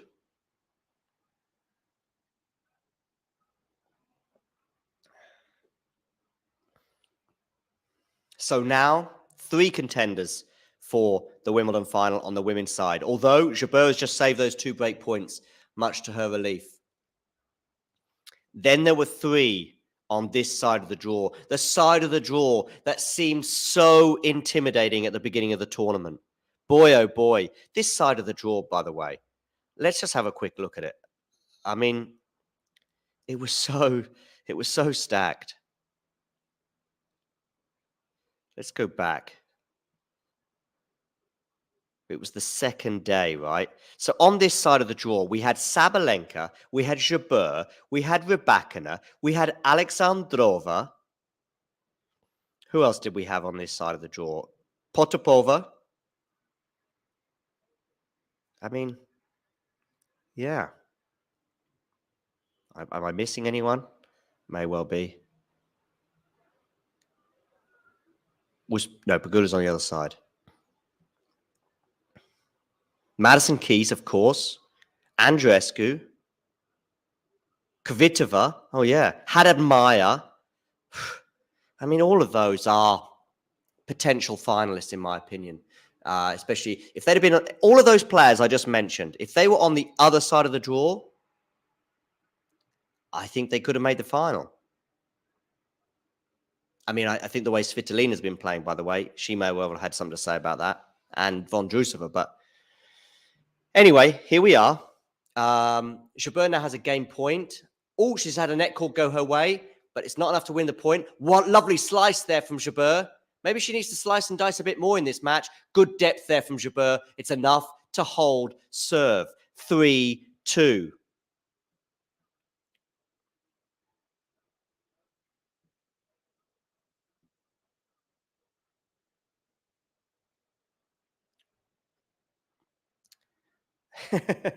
Just reading some of your comments, Ghosty.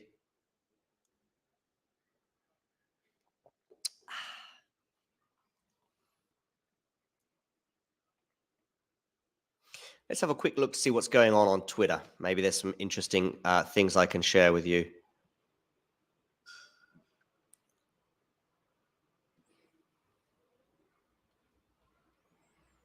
There's a tweet from Nick Carter. Let's share that with you, ladies and gentlemen. Aryna Sabalenka wins the battle of the big hitters, 6-2, 6-4 against Madison Keys. Keys tried to come back, but couldn't maintain the level required to keep Sabalenka at bay. Aryna teeing off shots brilliantly and looking very good. Second consecutive semi-final for her. 4th consecutive major semi-final for her. So, yeah, that's true. That's really consistent. Really consistent.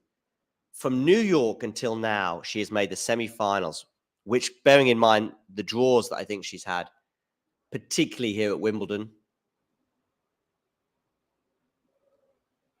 Very impressive. Very impressive indeed. What else? Let's have a look at some other things.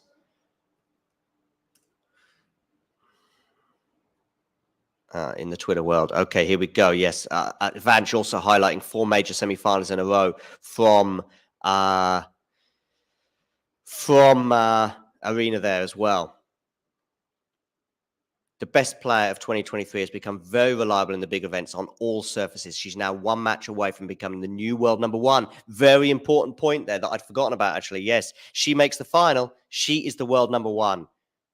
Lots on the line tomorrow. First ever Wimbledon final and first time as world number 1. I've gone for Rybakina. Of course, we still don't know who she's going to be playing, with Rybakina and Jabeur on serve at the moment. Interesting times, very interesting times on the WTA Tour.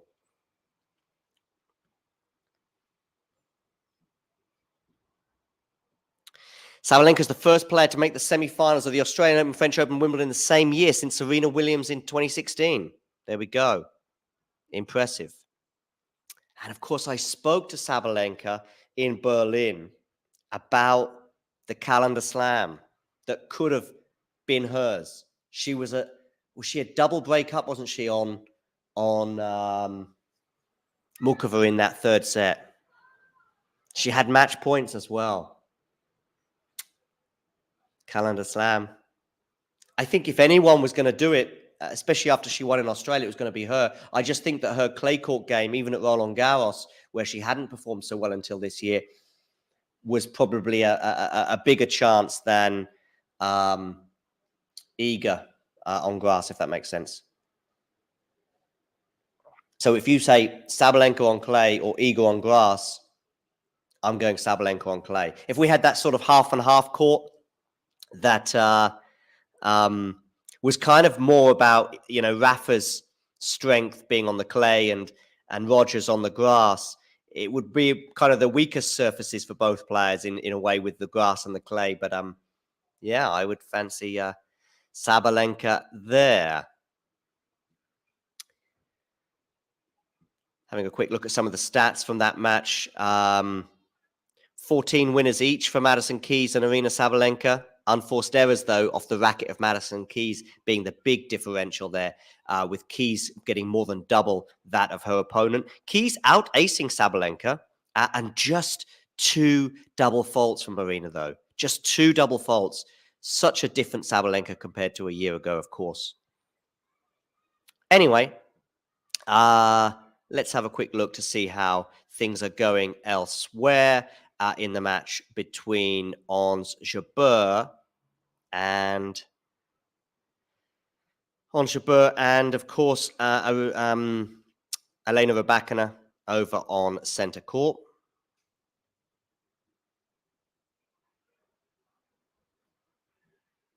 They are on serve. 3 games all.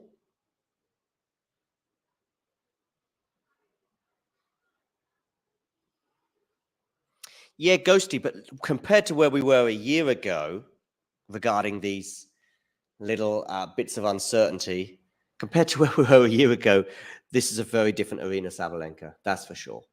Okay, she may have slipped slightly back into her old ways with that loss to Mukova, but it's probably the only bad loss of the entire year, I would argue, for Aryna. Sure, she's lost some big matches. She lost to Elena Rybakina at Indian Wells, but you know, that match could have gone either way.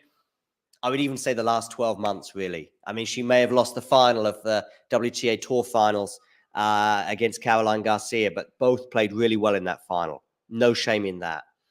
I would say to have 1 bad loss in a year compared to where she was a year ago, where it was kind of 1 bad loss every couple of weeks for Aryna, in my opinion. Huge, huge, huge step forwards for Aryna Sabalenka.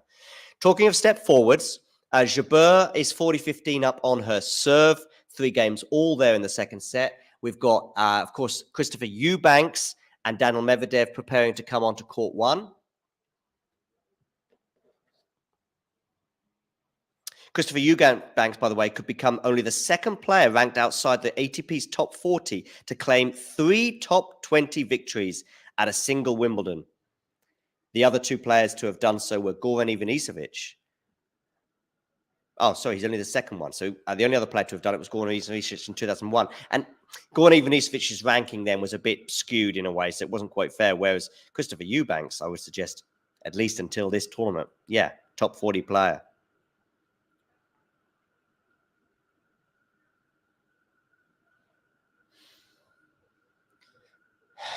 What are we thinking about Christopher Eubanks, by the way, against Daniil Medvedev?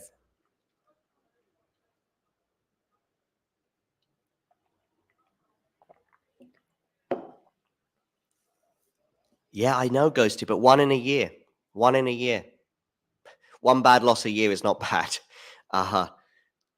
Especially compared to where we were a year ago when we were looking at, when I say a year ago, I'm looking at probably from September onwards, the loss to Iga in the semi-final where she was a breakup and very, very close to making her first Grand Slam final when she had that semi-final thing, if you like, in terms of Grand Slams, was a tough loss, I would argue, especially as she lost several games in a row there and was tantalizingly close to her first Grand Slam.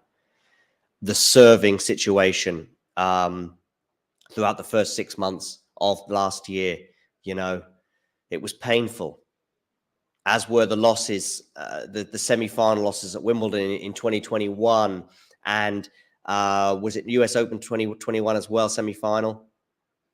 Tough. Good vibes for Eubanks.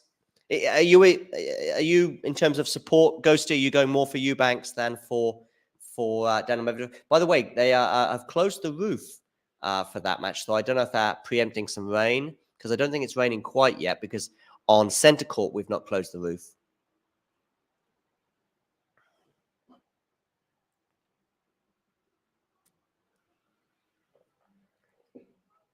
Anyway, while we wait for Medvedev Eubanks, which, by the way, will be probably concentrated on a lot more by Vanch and Damien as they get up and running for their match, that they'll be covering Holger Rune, of course, against Carlos Alcaraz. We need to get back to Elena Rybakina on Jabeur. Rybakina has won the first point with an unreturnable, 15 love. Terry suggesting that Medvedev will win.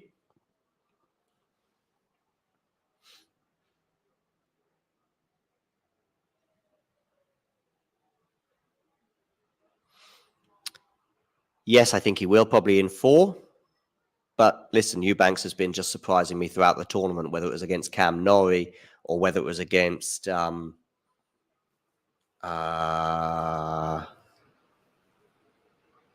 Tsitsipas, particularly at 2-1. It was 2-1 to Tsitsipas, but it felt like a long way back for Eubanks. You got 2 horses in that race, it sounds like, Ghosty. Brad Gilbert, by the way, who's looks like he's doing a bit of work for German TV. They've just put under the caption for him as tennis legend. I mean, he is a legendary figure, but when you think of tennis legends, I think of Pete Sampras, Stefan Edberg, Goran Ivanisevic, maybe.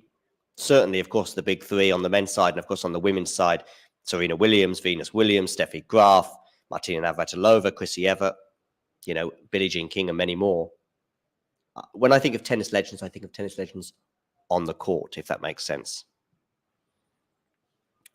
Anyway, Rybakina is 40-15 up on her serve. It's been fairly comfortable throughout this set for both players on serve. There was 1 or 2 sticky moments right at the beginning of this set, but since then, it's been pretty comfortable. Are we heading towards another tiebreak? Don't forget, of course, in the first set, Jabeur was serving for it. She had a set point as well, maybe a bit tentative during that service game. And then she fell behind in the tiebreak, and Rybakina never looked back. 4 games all now. Rybakina is held. Eubanks win would be lovely. The problem is, I love underdog stories, but what we see with underdog stories, whether it be Morocco in the World Cup last year, or Karatsev maybe in Australia a couple of years ago, and so on and so forth, is they never go on and win it, except for Greece maybe in Euro 2004. They never go on and win it. So what you do is you get sort of a unfortunately tame end to the tournament. So I'm just thinking, imagine a semi-final between Medvedev and Rune, or Medvedev and Carlos Alcaraz. That would be very exciting. A Eubanks Alcaraz semi-final. Maybe I'm being a bit of a spoiler. I'm loving the Eubanks story, but it's gonna probably end not in winning the title.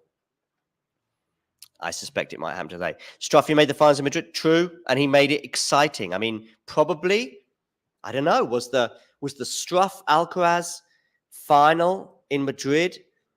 Was that the men's match of the year? Maybe. Yeah.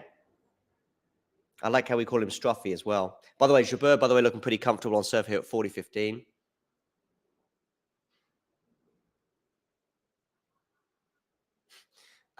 Brad Gilbert trying a bit of German.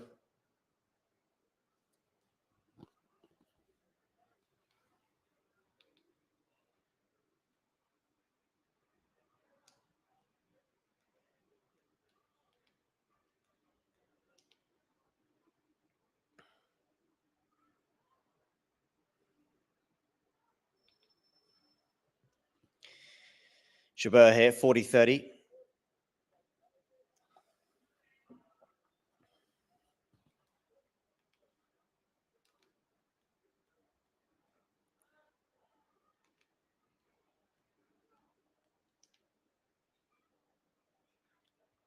She looks to hold serve for 5-4.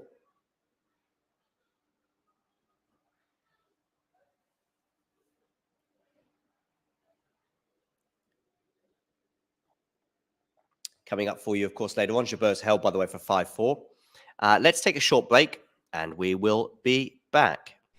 Thanks for tuning into this watch along. While there's a break in play, here's a reminder to hit the like button, subscribe, and click that notification bell.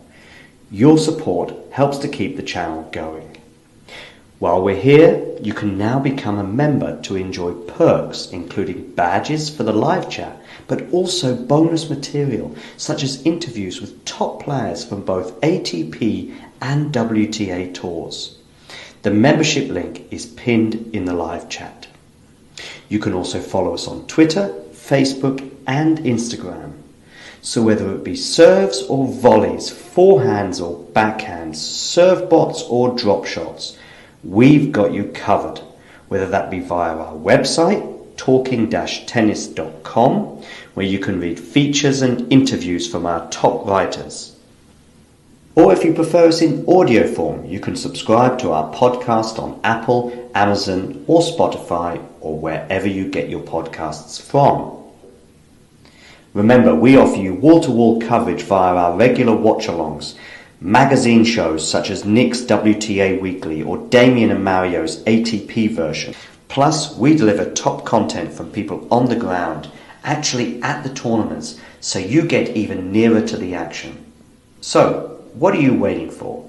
Hit that subscribe button so you don't miss out on all things tennis.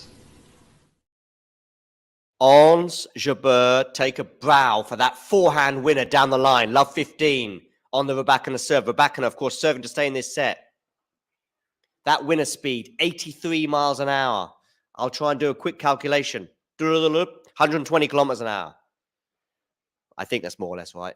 Anyway, first serve for Rybakina. Backhand Rybakina. Ons couldn't quite get her racket round that and hit it out. 15 all.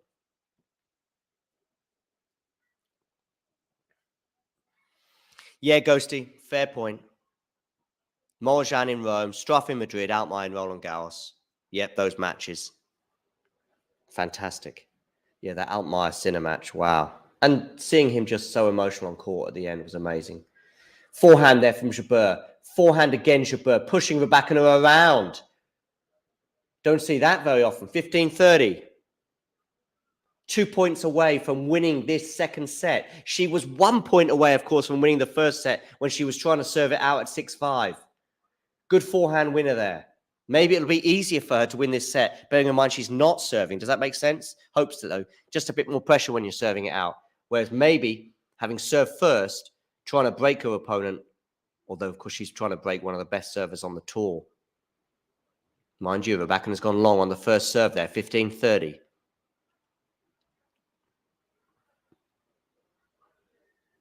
Ooh, that's landed in. Oh, Jabeur winner, 15-40, 2 set points. Boom, boom, boom. Indeed, Ghosty, indeed. For those of you wondering, why am I not talking about Sabalenka against Madison Keys? That's because that match has already concluded with a Sabalenka straight sets win. But here on center court, Rybakina serving 15-40. Crucial, crucial point in the destiny of this match. She goes wide and long with the first serve, which I think is huge for Ons Jabeur's chances. A first serve is really difficult against Rybakina. Second serve, backhand return is good. It's good. It's going to land out. Jabeur wins the second set. 1 set all, reversing the trend from 1 year ago, when, of course, Jabeur won that first set, but she lost the second. This time, it's Rybakina who won the first set, but Jabeur wins the second, and into a third set we go. Time to take a break, as the players do too. We'll be back in 60 seconds.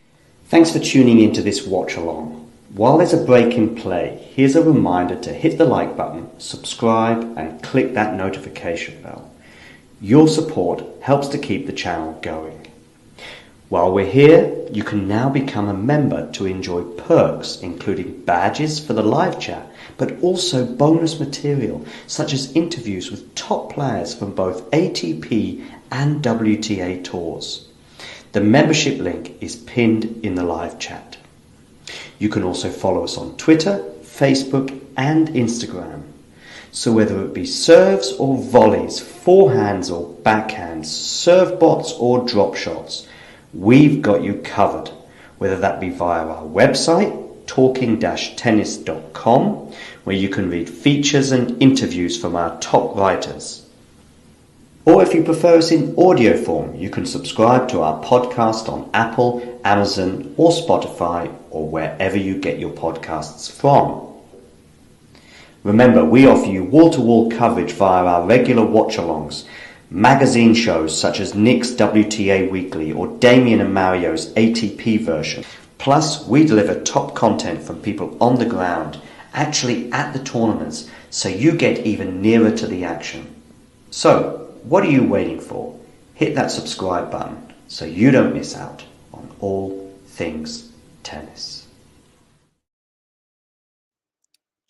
While Ghosty goes off to walk the dog, dog walking for Elena Rybakina and Ons Jabeur is far from their thoughts, because they are now locked into a third set after Jabeur won that. Will Jabeur, though, live to regret the fact that she could have served out the first set? Bearing in mind, I mean, who knows in tennis, but she may well be set fair right now. But anyway, either way, we're into a third set. She must be in a good mood. She's won the first point on serve in her game as well here, so it's 15-love to the Tunisian as she looks to reverse how the match went last year. Eubanks and Medvedev, by the way, are underway with Eubanks already 40-love up on his serve. So the first 3 points going the way of the American, although it's now 40-15 there. Jabeur Rybakina is 30-15 on the Tunisian serve.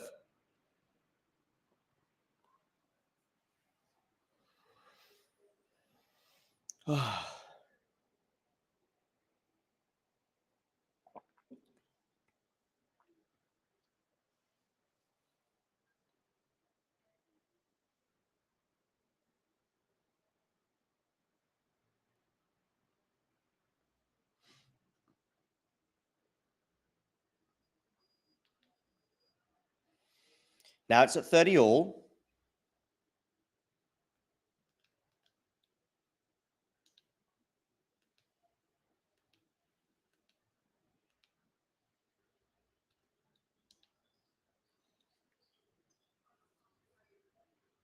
All, ladies and gentlemen. 16 of you on board. Make sure you hit the like button. By the way, it's 40-30 now to Ons Jabeur here on centre court. Coming up after this match will be Holger Rune, Carlos Alcaraz, brought to you with Damien and Vanch. Make sure you hit the like button and subscribe to the channel if you're new. Second serve for Jabeur. Backhand return from Rybakina. It's aggressive and it's good. Deuce.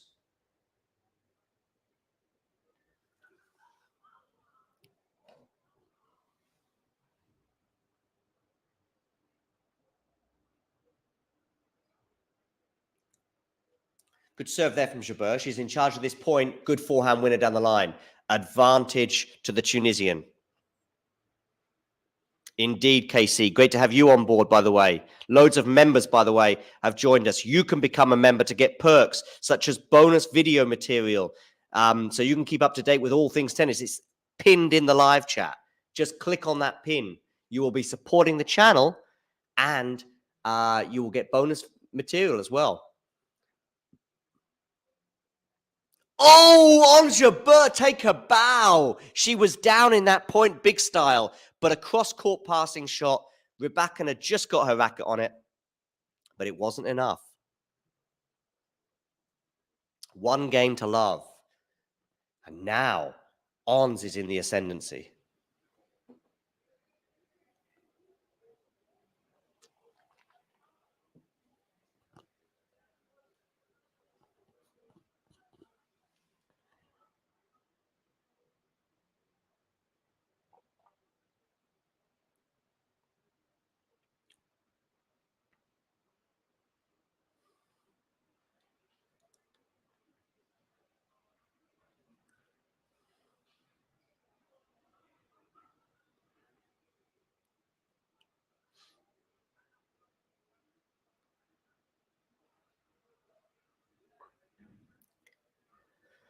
Okay, so love 1.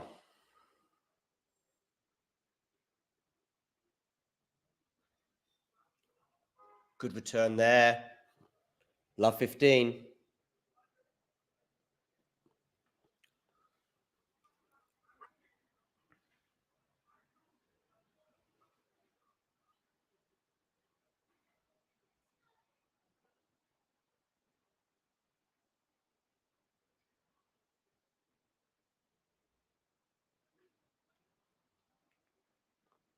Rybakina serving at love 15. Huge momentum shift here right now.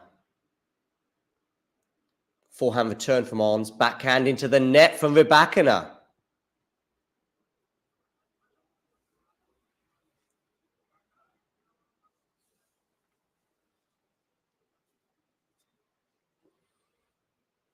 Love 30. Is Ons Jabeur going to go a breakup in this deciding set? Maybe quarterfinal. A little bit easier to be relaxed. I don't think she was super relaxed. Certainly not in sets 2 and 3 last year as the final slipped away from her. Backhand return. Rybakina on the backhand goes wide. It's love 40, ladies and gentlemen.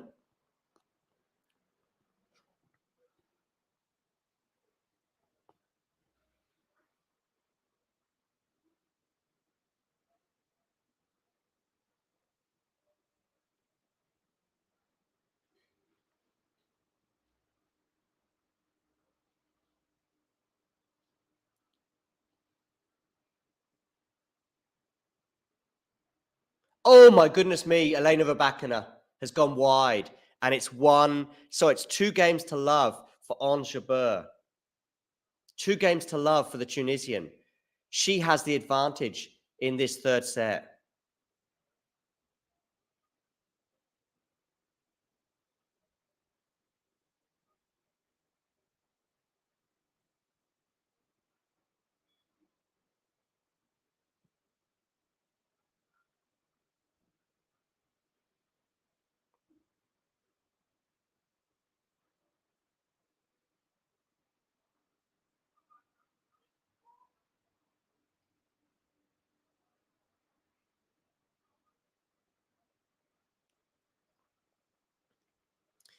New balls Jabeur is serving with as well. And she has a 15 love lead. She broke to love, by the way. Interesting times. Interesting times on centre court. Where are you going to go with this serve, Ons? You're going down the tee. It's a second serve. Not a bad return, though, from Rybakina. Forehand Rybakina. Forehand slice from Jabeur. Rybakina could have come into the net there, but didn't. Forehand Rybakina clips the net. Jabeur, forehand slice. It's a good forehand slice from Jabeur. Another forehand slice from her is excellent and was really difficult for Rybakina to get down to. Such a low bounce. 30 love.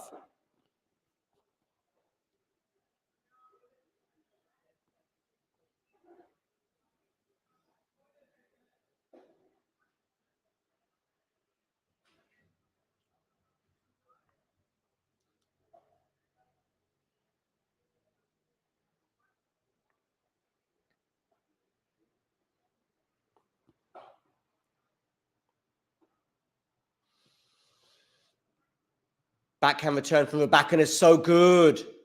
30-15.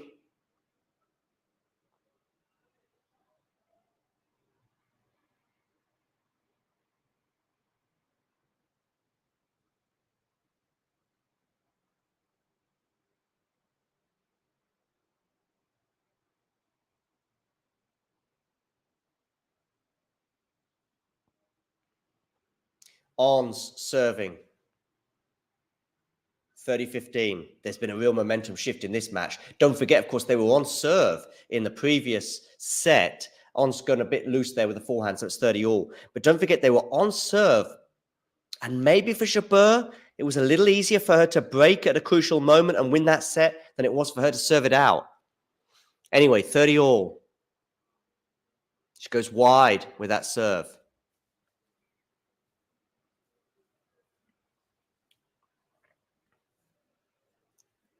All. Backhand return for Rybakina. It's a good return for Rybakina.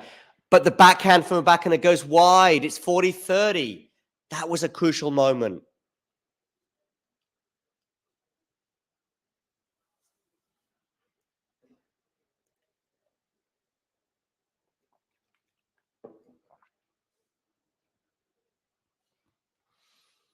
Yeah. 40-30 on Jabeur. Forehand to forehand. Oh, she skied that one, Jabeur. Deuce. We at deuce, ladies and gentlemen.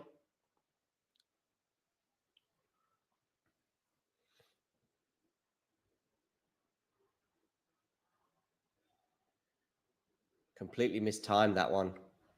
Deuce.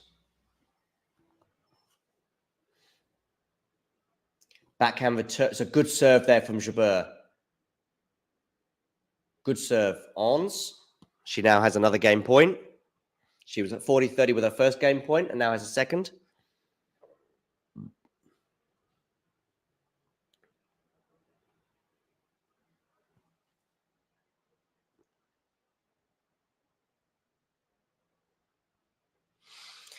Okay, on Jabeur. Down the tee. Forehand return from Rybakina is long. 30, not 30, 3 games to love. 3 games to love, ladies and gentlemen. At the changeover, we'll take a break and I'll see you in 60 seconds. Thanks for tuning into this watch along. While there's a break in play, here's a reminder to hit the like button, subscribe and click that notification bell. Your support helps to keep the channel going. While we're here, you can now become a member to enjoy perks including badges for the live chat, but also bonus material such as interviews with top players from both ATP and WTA tours. The membership link is pinned in the live chat. You can also follow us on Twitter, Facebook and Instagram. So whether it be serves or volleys, forehands or backhands, serve bots or drop shots, we've got you covered, whether that be via our website, talking-tennis.com, where you can read features and interviews from our top writers. Or if you prefer us in audio form, you can subscribe to our podcast on Apple, Amazon or Spotify or wherever you get your podcasts from. Remember, we offer you wall-to-wall coverage via our regular watchalongs, magazine shows such as Nick's WTA Weekly or Damien and Mario's ATP version. Plus, we deliver top content from people on the ground, actually at the tournaments, so you get even nearer to the action. So, what are you waiting for? Hit that subscribe button so you don't miss out on all things tennis. Huge game here right now. And Ons Jabeur is taking the initiative both in this game but also in the match. It's love 15 on the Rybakina serve. The momentum shift from 5-4 or even from 4-all, you could argue, in the previous set has been huge as Jabeur wins 5 games in a row to take a grip, a grasp, whatever on this match. And I tell you what, if she breaks serve now, you can't imagine Rybakina coming from 4-love down. I mean, strange things do happen in tennis. But anyway, Jabeur is looking relaxed out there. Backhand return from her is good. Backhand Rybakina, forehand Jabeur is deep. And it's love 30. I think Jabeur knows this is the time to put the foot down, to put the pedal to the pedal to the metal. You know what I mean. And not give her opponent an inch. You know what I mean. Love 30. Okay. Good serve, though, from Rybakina. Does well to get a racket on it, though, Jabeur, but it's not enough. And Rybakina wins with a backhand cross-court winner. 15-30.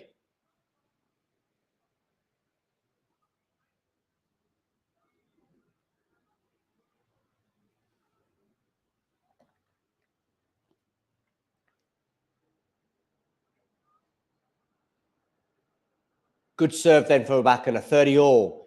Couple of huge points there for the reigning Wimbledon champion.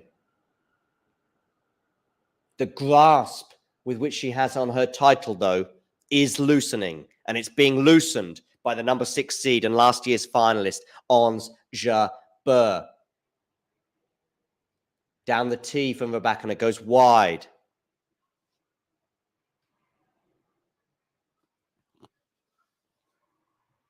This time, return from Jabeur is good. It's a nice return, but Jabeur now in trouble here in this point, and Rybakina wins it, 40-30.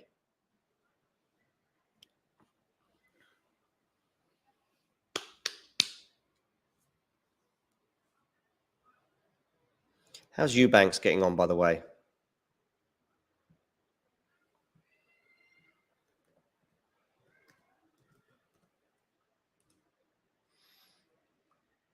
Medvedev is a breakup, 3-1 in the first set. Oh, I think that was an ace, but Jabeur is challenging. We're going to see if this landed in or not. I think it did land in, but who knows? No, it was wide. Second serve. Good challenge there from Jabeur. We've seen lots of people not challenging when they could have and should have done.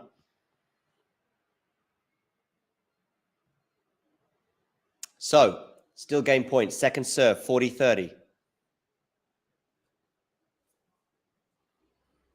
Oh, double fault. Double fault, ladies and gentlemen. So we're at deuce. Very good challenge there, of course, from Jabeur. I mean, a good challenge. It's just she was quite close to it and on the button.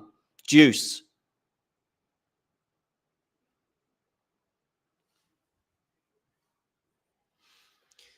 Okay, Rybakina serving. Deuce. Where are you going with this serve? You are going down the tee, but you've gone long.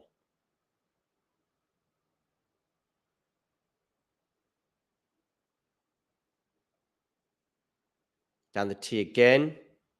Good depth on the return from Jabeur, but this time she puts a forehand into the net. Rybakina has another game point. She was love 30 down in this game with some really good aggressive play from Jabeur, putting the reigning Wimbledon champion on the ropes. However, Rybakina has fought back despite that double fault, and now she has a game point.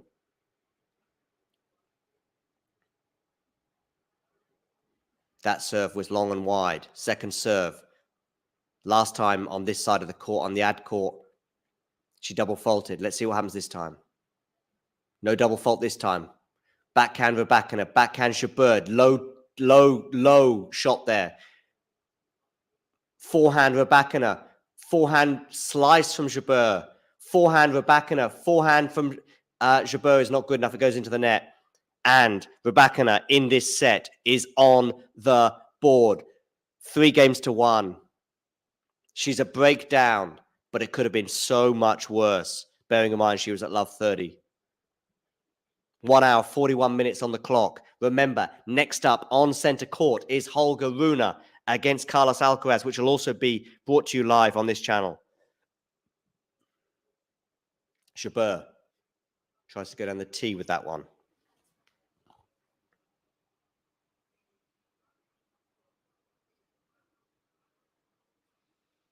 Forehand return, backhand. Backhand now from Rybakina. Forehand from Jabeur. Good volley from Rybakina, and it's helped to win the point. Love 15, ladies and gentlemen. Love 15.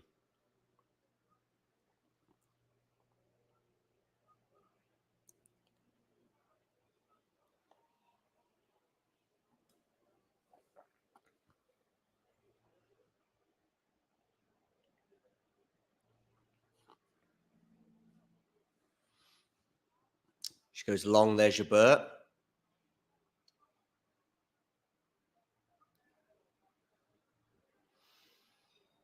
Backhand return from Rybakina has got some venom. And the forehand from Jabeur is loose. Love 30. Dearie me, on Jabeur, love 30. She had love 30 on the Rybakina serve.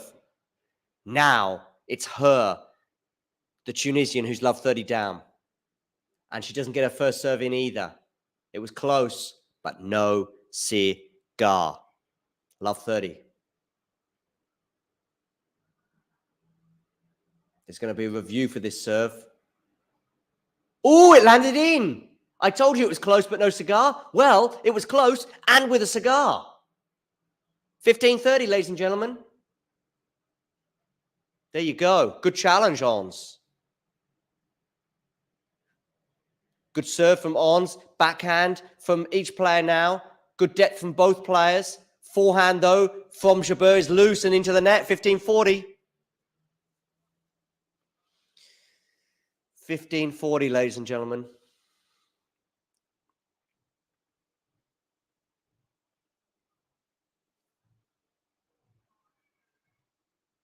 Oh, Jabeur challenging again, is she? No. Wide on the first serve. Second serve here for Rybakina to look at. 2 break points. Backhand return from Rybakina. Oh, what a forehand winner that is on Jabeur. Take a bow under that kind of pressure as well. Significant. 30-40. The serve wasn't amazing. It was a second serve. Rybakina did pretty well on the return. Maybe could have got a bit more depth, but I did not see a winner coming there. Anyway, first serve here from Jabeur is wide, so it's another second serve for Rybakina to look at. She's got a steely look in her eyes.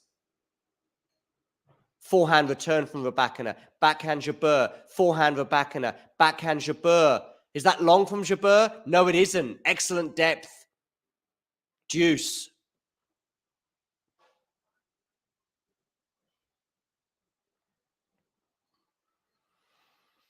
Okay.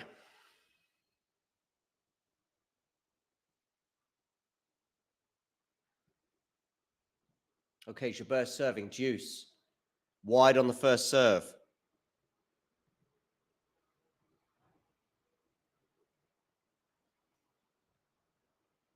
Second serve, Jabeur. Forehand return from Rybakina. Forehand, Jabeur. Does that clip the line? It has. Rybakina's going to challenge, but I think it did clip the line. Let's have a quick look at this. Wow, there's been some super close calls in this third set. I think it clipped the line.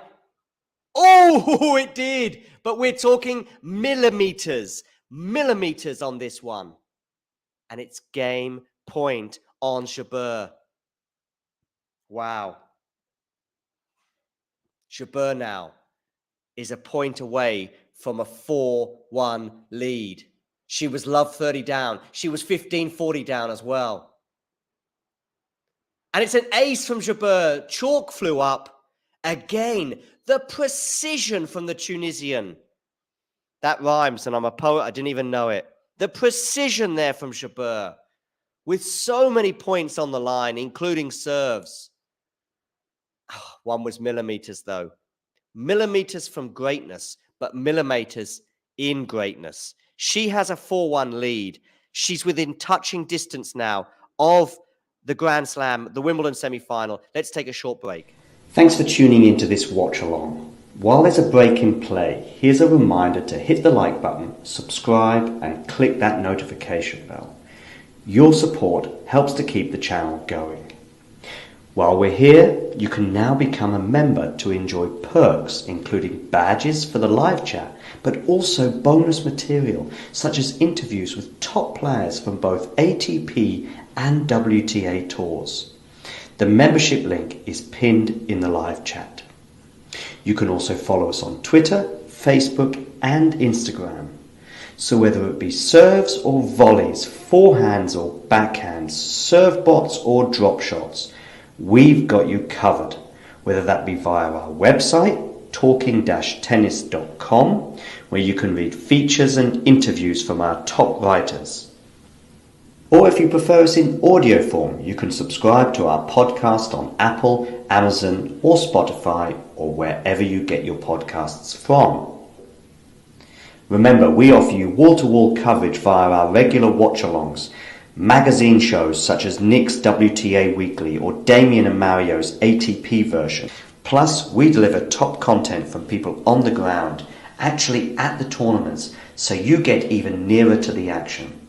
So, what are you waiting for? Hit that subscribe button so you don't miss out on all things tennis.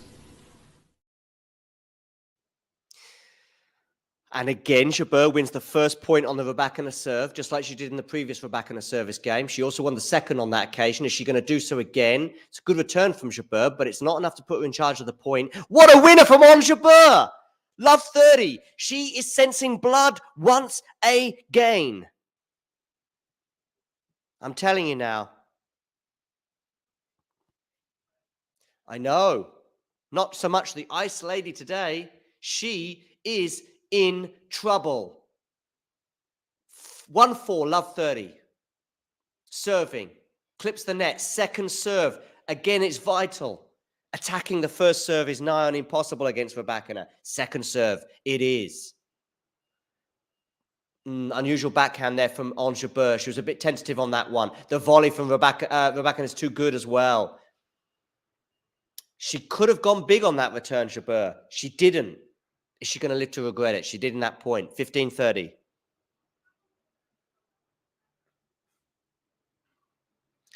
Those of you just tuning in, hit the like button. And if you're new to us, please subscribe. It's just below the video. Just click subscribe as we near 2,500 subscribers. Second serve again for Jabeur to look at. She's got to put pressure on Rybakina here off this serve. Backhand return is not bad. Into the rally. Oh, Rybakina wild with that backhand. She's gone wide and long. And it's double break point for Ons Jabeur. So close right now. She can almost taste the semi-final. Okay, Ons Jabeur. She's going to have another second serve to look at because Rybakina has gone long with the first. Ons Jabeur receiving, second serve, backhand, return. Backhand from Rybakina is not bad. Forehand Rybakina, forehand Jabeur is into the net. She was trying to change direction there. 30-40.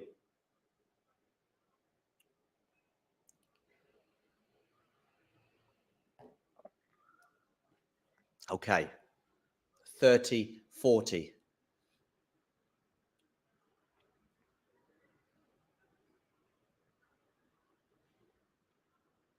First serve is into the net again from Rybakina. My goodness me, she can't buy a first serve right now. Second serve. Backhand return from Jabeur. Backhand Rybakina. Backhand, forehand now Rybakina. Backhand of Jabeur. She's putting her opponent in trouble. Oh my goodness me, it's a winner down the line. On the backhand side, she clenches her fist. She looks at her team and she knows she is so close to her second consecutive Wimbledon semi-final. She is serving for a place in the Wimbledon semi-final. And having lost that first set in a rather painful manner, what fortitude, what mental strength, what courage from Ons Jabeur.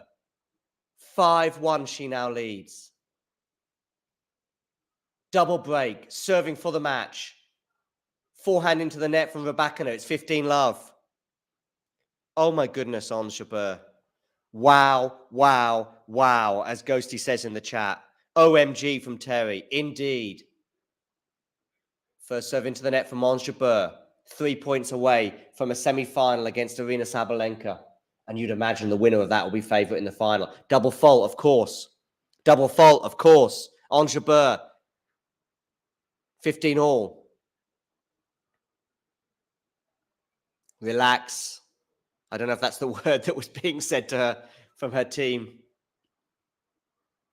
Down the tee. Forehand Jabeur, a little tentative there. Oh, what a volley! On the backhand side. It was a tentative forehand, but the backhand oozed class as only Ons Jabeur can. Wow. 30-15. Ons Jabeur clipped the net. Still going to be a first serve for Ons. Ons down the tee. Good serve. Backhand drop shot. It's not going to work. 30 all. Goes into the net. 30 all, ladies and gentlemen.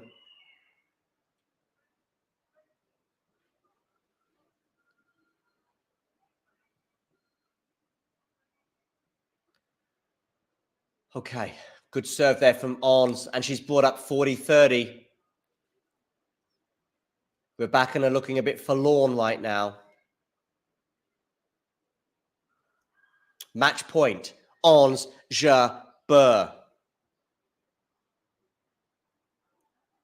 Doesn't get the first serve in. I think it clipped the net. Match point on Jabeur. Second serve. Backhand return. Backhand from Jabeur. Backhand Rybakina. Backhand. Forehand Rybakina. Goes into the net. Game. Set. Match. Ons Jabeur. She has knocked out the reigning champion in a rematch of last year's final, where Jabeur lost in 3 sets, having won the first. This time, she reversed that exact same trend. Rybakina won the first set, but it was Jabeur's turn to come back. It's Ons Jabeur's turn. Is it going to be her turn to win a Wimbledon title? Wow. Ons Jabeur, take a bow. Take a bow. She has won 6-7, 6-4, 6-1. She probably should have won the first set. She was serving for it. She had a set point. She couldn't close it out. Rybakina took an early advantage in the tiebreak and didn't look back. Rybakina wins that first set. In the second set, though, they were close. It was on serve at 4-all. Ons held for 5-4. Maybe Ons found it easier to win that game and win the second set, not having to serve for it.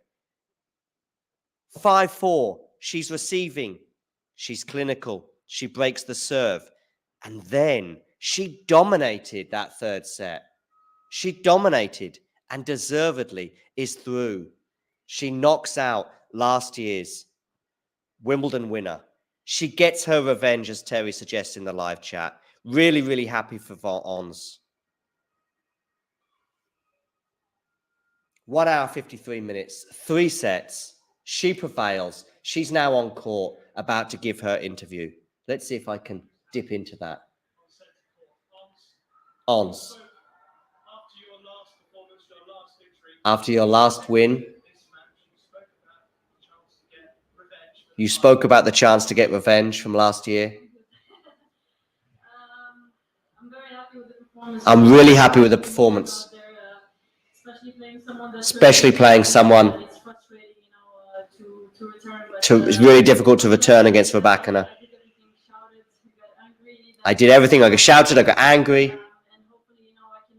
But hopefully now I'm managing my emotions and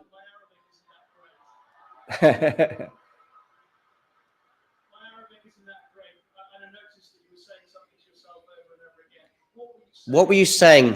She's being asked. What were you saying over and over to yourself again? Kept going. Kept going, she said. Going for my shots. If you play easy, you know, it's not going to work. I wanted to show my opponent that I'm here on the court. It's not always easy playing her. But I wanted to change the result from last year's final.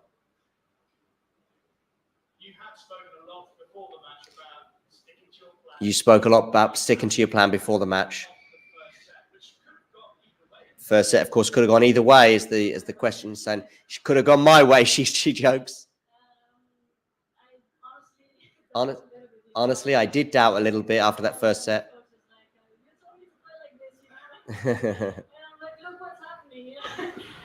But then, you know, So she said to her team, look, you told me to play like this and look what's happening.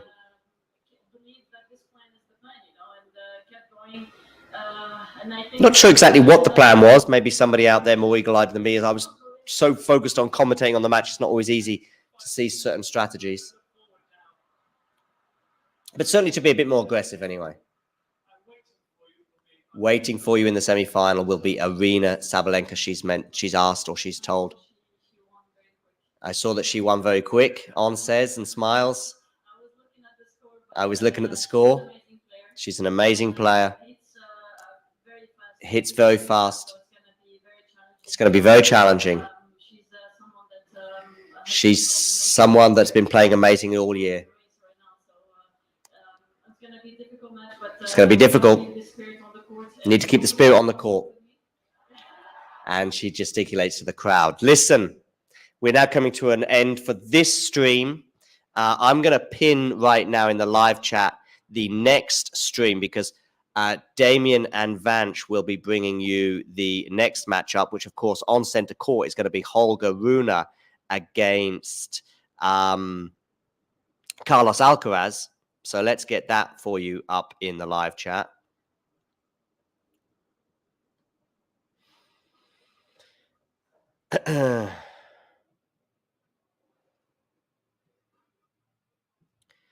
And yeah, something's going to give on Thursday, or sorry, yeah, Thursday, tomorrow, because we're going to have a semi-final between Rybakina and Jabeur. Sorry, Sabalenka and Jabeur. One of those two is going to be in the final. Will it be Jabeur second time in a row, or will it be Aryna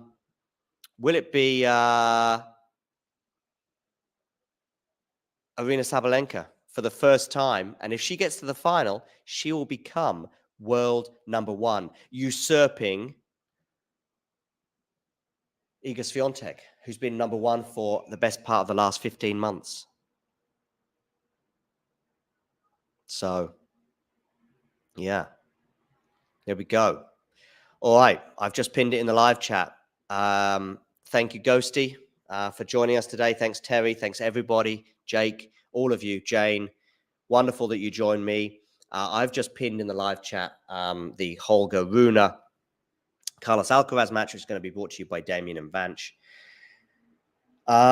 Yeah, wow. Another couple of interesting matches today. I mean, even the first one was intriguing with Sabalenka, though, ultimately prevailing in straight sets, but she was down a break there. But a win for Sabalenka, 11 points in a row, crucially switching that match around. She is through, and Ons Jabeur will be facing her in the other semi-final, or in the semi-final, sorry, after she knocked out last year's champion in a revenge mission in 3 sets. Guys, thanks for joining me today. Make sure you hit the like button. Make sure you subscribe. Also become a member as well to help support the channel. In the meantime, we'll speak to you all very, very soon.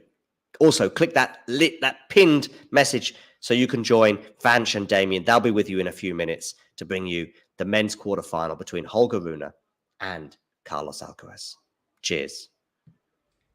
If you enjoyed this video, make sure you hit that like button. Don't forget to subscribe and click that notification bell so you don't miss out on all things tennis.